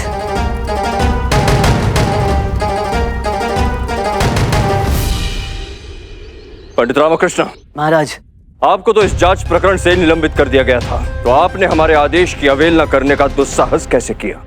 महाराज, आदेश का उल्लंघन करने में ये सदैव आदी रहे हैं। क्या इसके लिए आप इन्हें क्षमा कर देंगे? कदापि क्षमा नहीं करना चाहिए महाराज। आदेश का पालन ना करने के अपराध में इन्हें उचित दंड मिलना चाहिए। महाराज, मैं केवल इतना कहना चाहता हूँ कि मैं एक घातक रोग की औषधि लेकर आया हूँ। जानता हूँ कि इस पूरे प्रपंच के पीछे कौन है। बस आपसे अनुमति चाहिए कि उस अपराधी का नाम मैं इस दरबार में उद्घोषित कर सकूं। महाराज, इन्हें आपकी बात ठीक है कि ये दोषी है। इन्होंने हमारे आदेश का उल्लंघन किया है, परंतु ये भी सत्य है कि राज्य हित में राजा का हित भी शामिल है। यदि इन्होंने इस समस्या का समाधान कर लिया है तो हमें इनके आदेश का उल्लंघन करने से विशेष आपत्ति नहीं है, किंतु यदि इन्होंने केवल आवेग में आकर ये सब कहा है और इनके पास अपनी बात सिद्ध करने का कोई ठोस प्रमाण नहीं है, तो इन्हें दंड अवश्य मिलेगा। पंडित रामकृष्ण, हम आपको अनुमति देते हैं कि आप उस दोषी का नाम प्रमाण सहित इस दरबार के समक्ष प्रस्तुत करें। जी महाराज। तो महाराज, महारानी चिन्ना देवी ने मुझे और लक्ष्मण को एक महत्वपूर्ण कार्य सौंपा था, राजकुमारी मधुमती के पति नीलकंठ की रक्षा करने का। जिस कार्य हेतु हम राजकुमारी मधुमती के घर पहुंचे और उनके घर की जांच की। नीलकंठ के भवन में मैंने उस प्रेतवधू को देखा और उसका पीछा किया, परंतु उसका पीछा करते समय एक तीर मेरी आंखों के पास से गुजरा और मुझे लगभग दृष्टिहीन कर गया। प्रेतवधू भागने में सफल रही। अगले दिन जब मैंने उस भवन की जांच की तो मुझे वहाँ रक्त के धब्बे मिले, जो प्रमाण थे कि वहाँ कोई प्रेत नहीं, मनुष्य थी। हमारा अनुमान सत्य के समीप था महाराज। सरिता एक अनुभवी चिकित्सा सेविका है। स्वाभाविक सी बात है कि फूलों के औषधियों से उनका परिचय अवश्य रहा होगा। उसके पश्चात ठीक वैसा ही हुआ जैसा मैंने सोचा था। सरिता देवी फूलों के उसी औषधालय या यूं कहूं भंडार गृह में पहुंची। उनका पीछा करते करते मैं भी वहां पहुंचा। उस भंडार गृह से जुड़ा हुआ एक गुप्त कक्ष भी था महाराज, और वहां पहुंचकर जो दृश्य मैंने देखा, दुर्भाग्यवश मैं वहां पकड़ा गया महाराज। वे स्त्रियां मुझे मिटा देना चाहती थी ताकि उनका भेद कभी किसी के समक्ष प्रकट ना हो सके।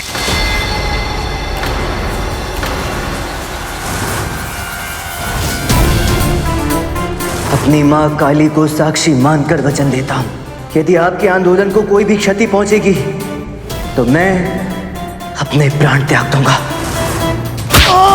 सौभाग्यवश लक्ष्मण कुछ समय पश्चात वहां पहुंचा और उसने मुझे सुरक्षित वहां से निकाला। किंतु इस घटना के पश्चात मैं केवल यही सोचता रहा कि उस समूह की मुखिया थी कौन, वो कौन थी जिसके प्रति वो बाकी की सभी स्त्रियां समर्पित थी। ये प्रश्न मेरे साथ उठते बैठते जागते सोते रहा महाराज, किंतु इसका उत्तर मुझे अभी कुछ समय पूर्व ही मिला, जब मैंने आपको और महारानी चिन्ना देवी को यज्ञ स्थल से प्रस्थान करते हुए देखा। सभी नगरवासी इस प्रकार शीश झुकाकर और हाथ जोड़कर आपका अभिनंदन कर रहे थे।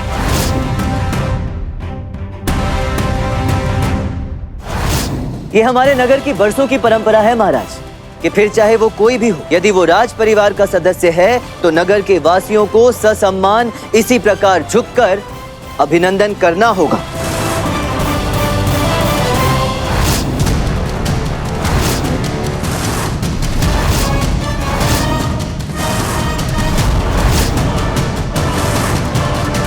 इस विस्तृत विश्लेषण का संबंध इन हत्याओं से कैसे है पंडित रामकृष्ण?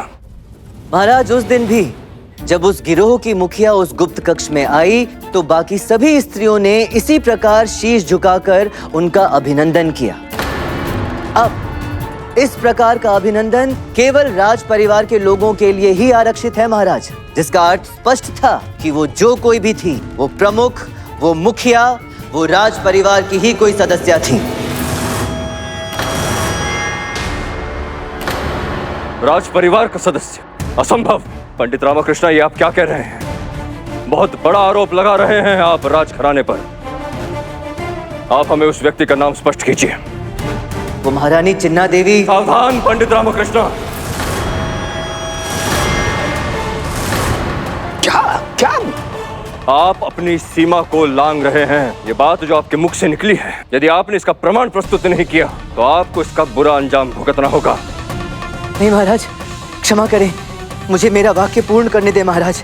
मैं ये कहना चाह रहा था कि वो अपराधी और कोई नहीं अपितु महारानी चिन्ना देवी की छोटी चचेरी बहन राजकुमारी मधुमती है।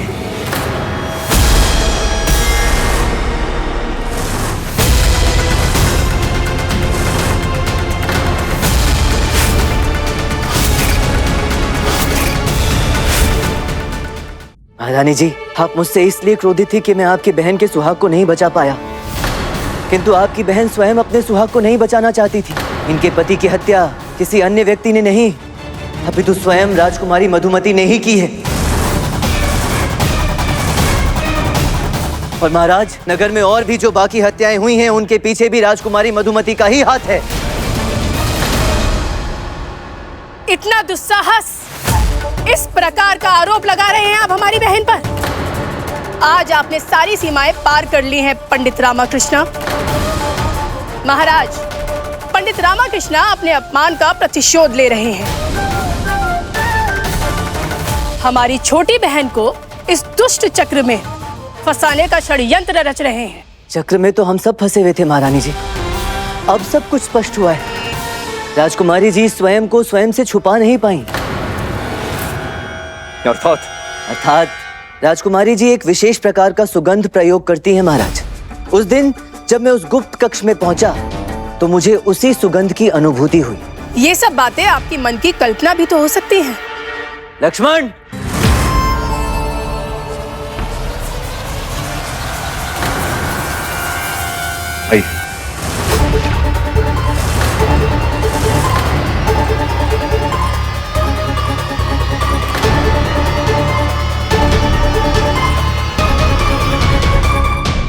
स्वागतम सरिता अक्का, स्वागतम। महाराज, ये सरिता अक्का हैं, मीरा की चिकित्सा सेविका और राजकुमारी मधुमती की सहायिका। तो राजकुमारी जी, अब जब ये बंदी बना ली गई हैं, तो क्या आप चाहती हैं कि इनकी अच्छी तरह से जांच पड़ताल हो? क्योंकि जांच पड़ताल के क्रम में यदि इनका रक्त प्रवाह हुआ तो उसका उत्तरदायित्व तो आप ही का होगा। क्या आप चाहती हैं कि आपकी सरिता अक्का के साथ ऐसा व्यवहार हो? इसकी कोई आवश्यकता नहीं है। हम स्वीकार करते हैं कि वो सारे वध हमने किए थे।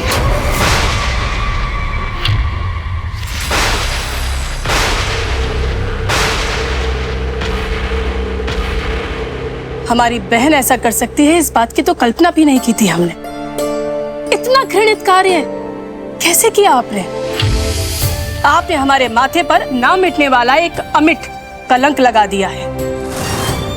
अपने राजवंशी होने का मान रखिए। सभा के समक्ष अपने आरोपों को स्वीकार करने का साहस दिखाइए और महाराज से क्षमा याचना कीजिए। दोषी अपना पक्ष रखे।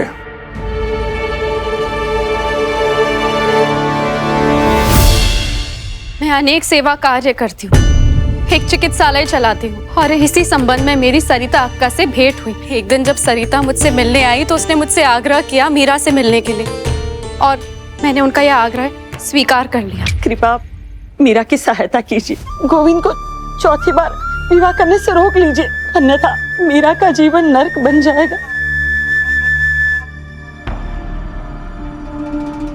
तुम इन्हें जानती हो? ये मेरे पति हैं। बोलो मीरा, निसंकोच बोलो। ये व्यक्ति मेरे पति गोविंद का मित्र है और ये भी उतना ही दुराचारी है जितना मेरा पति। कैसी निरर्थक बातें कर रही हो तुम? यही वो व्यक्ति है जो मेरे पति का चौथा विवाह करवाना चाहता है। मेरे और आपके पति मिलकर निर्दोष विधवाओं और अनाथ कन्याओं को फंसाकर उनका विवाह किसी के साथ भी करा देते हैं। विवाह के उपरांत वो उनका धन लूट लेते हैं और जब उन पतियों का मन अपनी पत्नियों से भर जाता है उन्हें सड़क पर मरने के लिए छोड़ देते हैं। और मैं भी उन पीड़िताओं में से एक हूँ। मेरे साथ भी ये सब हुआ है। मैंने जांच की और पाया कि मीरा सत्य कह रही थी। मीरा एक विधवा औरत थी जिसे गोविंद ने विवाह किया था और विवाह के पश्चात ही उससे उसकी सारी संपत्ति हड़प ली थी। और जब मीरा से मन भर गया तो चौथी बार विवाह करने की योजना बना ली थी। वो मीरा के प्रति कठोर हो गया था, अत्याचार कर रहा था, हाथ उठा रहा था, यहाँ तक कि उसकी देखभाल तो दूर, साधारण भोजन से भी उसे वंचित कर दिया था। मीरा दिन प्रतिदिन अत्याचार सहते सहते अस्वस्थ रहने लग गई थी। उसने ठान लिया था वो किसी अन्य स्त्री के साथ ऐसा नहीं होने देगी। वह भी अपने पति का यथार्थ रूप देखकर अत्यंत क्रोधित हो गई थी। इसलिए हमने निर्णय लिया कि हम मीरा का बदला लेंगे। एक योजना बनाई और उसी योजना के तहत मीरा ने अपने मृत्यु का नाटक रचा। यह बहुत महत्वपूर्ण था कि थोड़ा सा भी किसी को संदेह ना हो।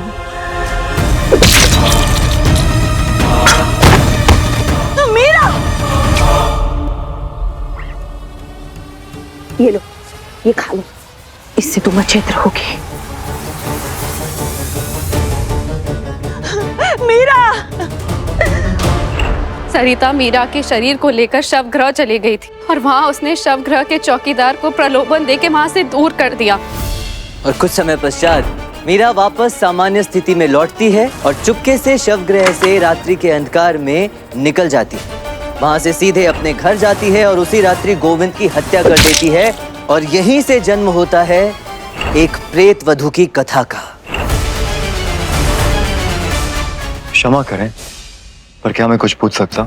यदि मीरा जीवित थी तो अगले दिन जब हम शवगृह गए तो उसका शरीर वहां कैसे था? मीरा गंभीर रूप से अस्वस्थ हो गई थी। हमने सोचा उसे गुप्त रूप से किसी सुरक्षित स्थान पर भी रखा जाए, परंतु उसका स्वास्थ्य अत्यंत बिगड़ गया और उसी रात्रि सारे प्रयास करने के बावजूद भी हम उसे बचा नहीं पाए। उसका निधन हो गया। संभवतः इस लोक में उसका उद्देश्य पूर्ण हो गया था। तो मरने के उपरांत आप लोगों ने मीरा के शरीर को शवगृह में क्यों नहीं रखा? ऐसा करने से आप लोगों पे कोई संदेह भी नहीं होता? यही हमारी योजना थी। उसका पार्थिव शरीर लेकर हम शवगृह भी गए थे, परंतु उसी रात्रि आप लोग भी वहां आ पहुंचे थे। वो हमारी नियति थी। तो वो आप ही थी जिन्हें हमने शवगृह के अंदर देखा था? जी, हमने पूरा प्रयत्न किया कि आप लोग ये मान लें कि ये सारा कार्य एक प्रेत वधू का है, लेकिन हम आपको भ्रमित करने में असफल रहे। परंतु आप दोनों इस निष्कर्ष पर डटे रहे कि ये कार्य किसी मानव का है। परंतु इस आंदोलन की क्या आवश्यकता थी? मीरा के इस बलिदान ने हम सब के अंदर क्रोध और प्रतिशोध की एक चिंगारी पैदा कर दी थी और हमने संकल्प लिया था कि हम उसकी आहुति को व्यर्थ नहीं जाने देंगे। इस संकल्प ने आंदोलन का रूप ले लिया। मैं, सरिता अक्का और हम सब स्त्रियों ने यह संकल्प लिया कि हम उन सभी पुरुषों से हम बदला लेंगे जिन्होंने स्त्रियों के साथ गलत किया, उनका अपमान किया, उन्हें ठगा या फिर उनके ऊपर अत्याचार किया। और महाराज, इस प्रकार उस गिरोह, उस समूह का निर्माण किया गया राजकुमारी मधुमती ने अपने साथियों के साथ मिलकर सूर्या और इनके पति नीलकंठ की भी हत्या की। रामा, आज हम आपकी वजह से पराजित हुए। हमने आपके जीवन की रक्षा की और आपने बदले में हमारी संख्या की। आपने अपना वचन तोड़ दिया है। क्षमा करें राजकुमारी जी, आप इस प्रकार विलाप ना करें। यदि आपको स्मरण हो तो मैंने ये वचन कतई नहीं दिया था कि मैं आपके सत्य को प्रकाशित नहीं करूंगा। अपनी माँ काली को साक्षी मानकर वचन देता हूँ, मेरे मुख से फूटा एक भी शब्द, फिर चाहे वो स्वप्न में हो या जागृत अवस्था में, मेरे कारण आपका आंदोलन कभी विफल नहीं होगा। यदि आपके आंदोलन को कोई भी क्षति पहुंचेगी तो मैं अपने प्राण त्याग दूंगा। हाँ, मैं अपने शब्दों से आपको भ्रमित करने का दोषी हूँ, किंतु आज मैं अपने वचन पर सत्यव्रत रहूंगा। आज मैं अपने वचन को अक्षरशः निभाऊंगा। मेरे कारण आपका आंदोलन निष्फल नहीं होगा। आपकी मीरा का बलिदान व्यर्थ नहीं जाएगा। पंडित रामकृष्ण, ये आप क्या कह रहे हैं? महाराज, इन स्त्रियों ने दुख और क्रोध से पीड़ित होकर स्वयं न्यायाधीश बनने का कठोर निर्णय लिया, क्योंकि हम एक राज्य के रूप में इन्हें कभी विश्वास ही नहीं दिला पाए कि इनके साथ भी न्याय हो सकता है। अब समय आ गया है कि इनकी सुनवाई हो महाराज, और राज्य व्यवस्था में सुधार किए जाएं। सर्वप्रथम ऐसा नियम बनाया जाना चाहिए जिससे विधवाओं और अनाथ कन्याओं की संपत्ति गोविंद और नीलकंठ जैसे दैत्यों से बचाई जा सके। आपसे एक और प्रार्थना है महाराज, राजकुमारी मधुमती के प्रति और अन्य स्त्रियों के प्रति आप कोमलता का दृष्टिकोण अपनाएं। सब पीड़ित हैं महाराज, इसी पीड़ा के कारण इन्हें न्याय को अपने हाथ में लेना पड़ा। उन हत्याओं के पीछे हिंसा प्रवृत्ति नहीं थी महाराज, अपितु हिंसा के दौरान भी आत्मरक्षा, आत्मसम्मान एवं करुणा का ही भाव था।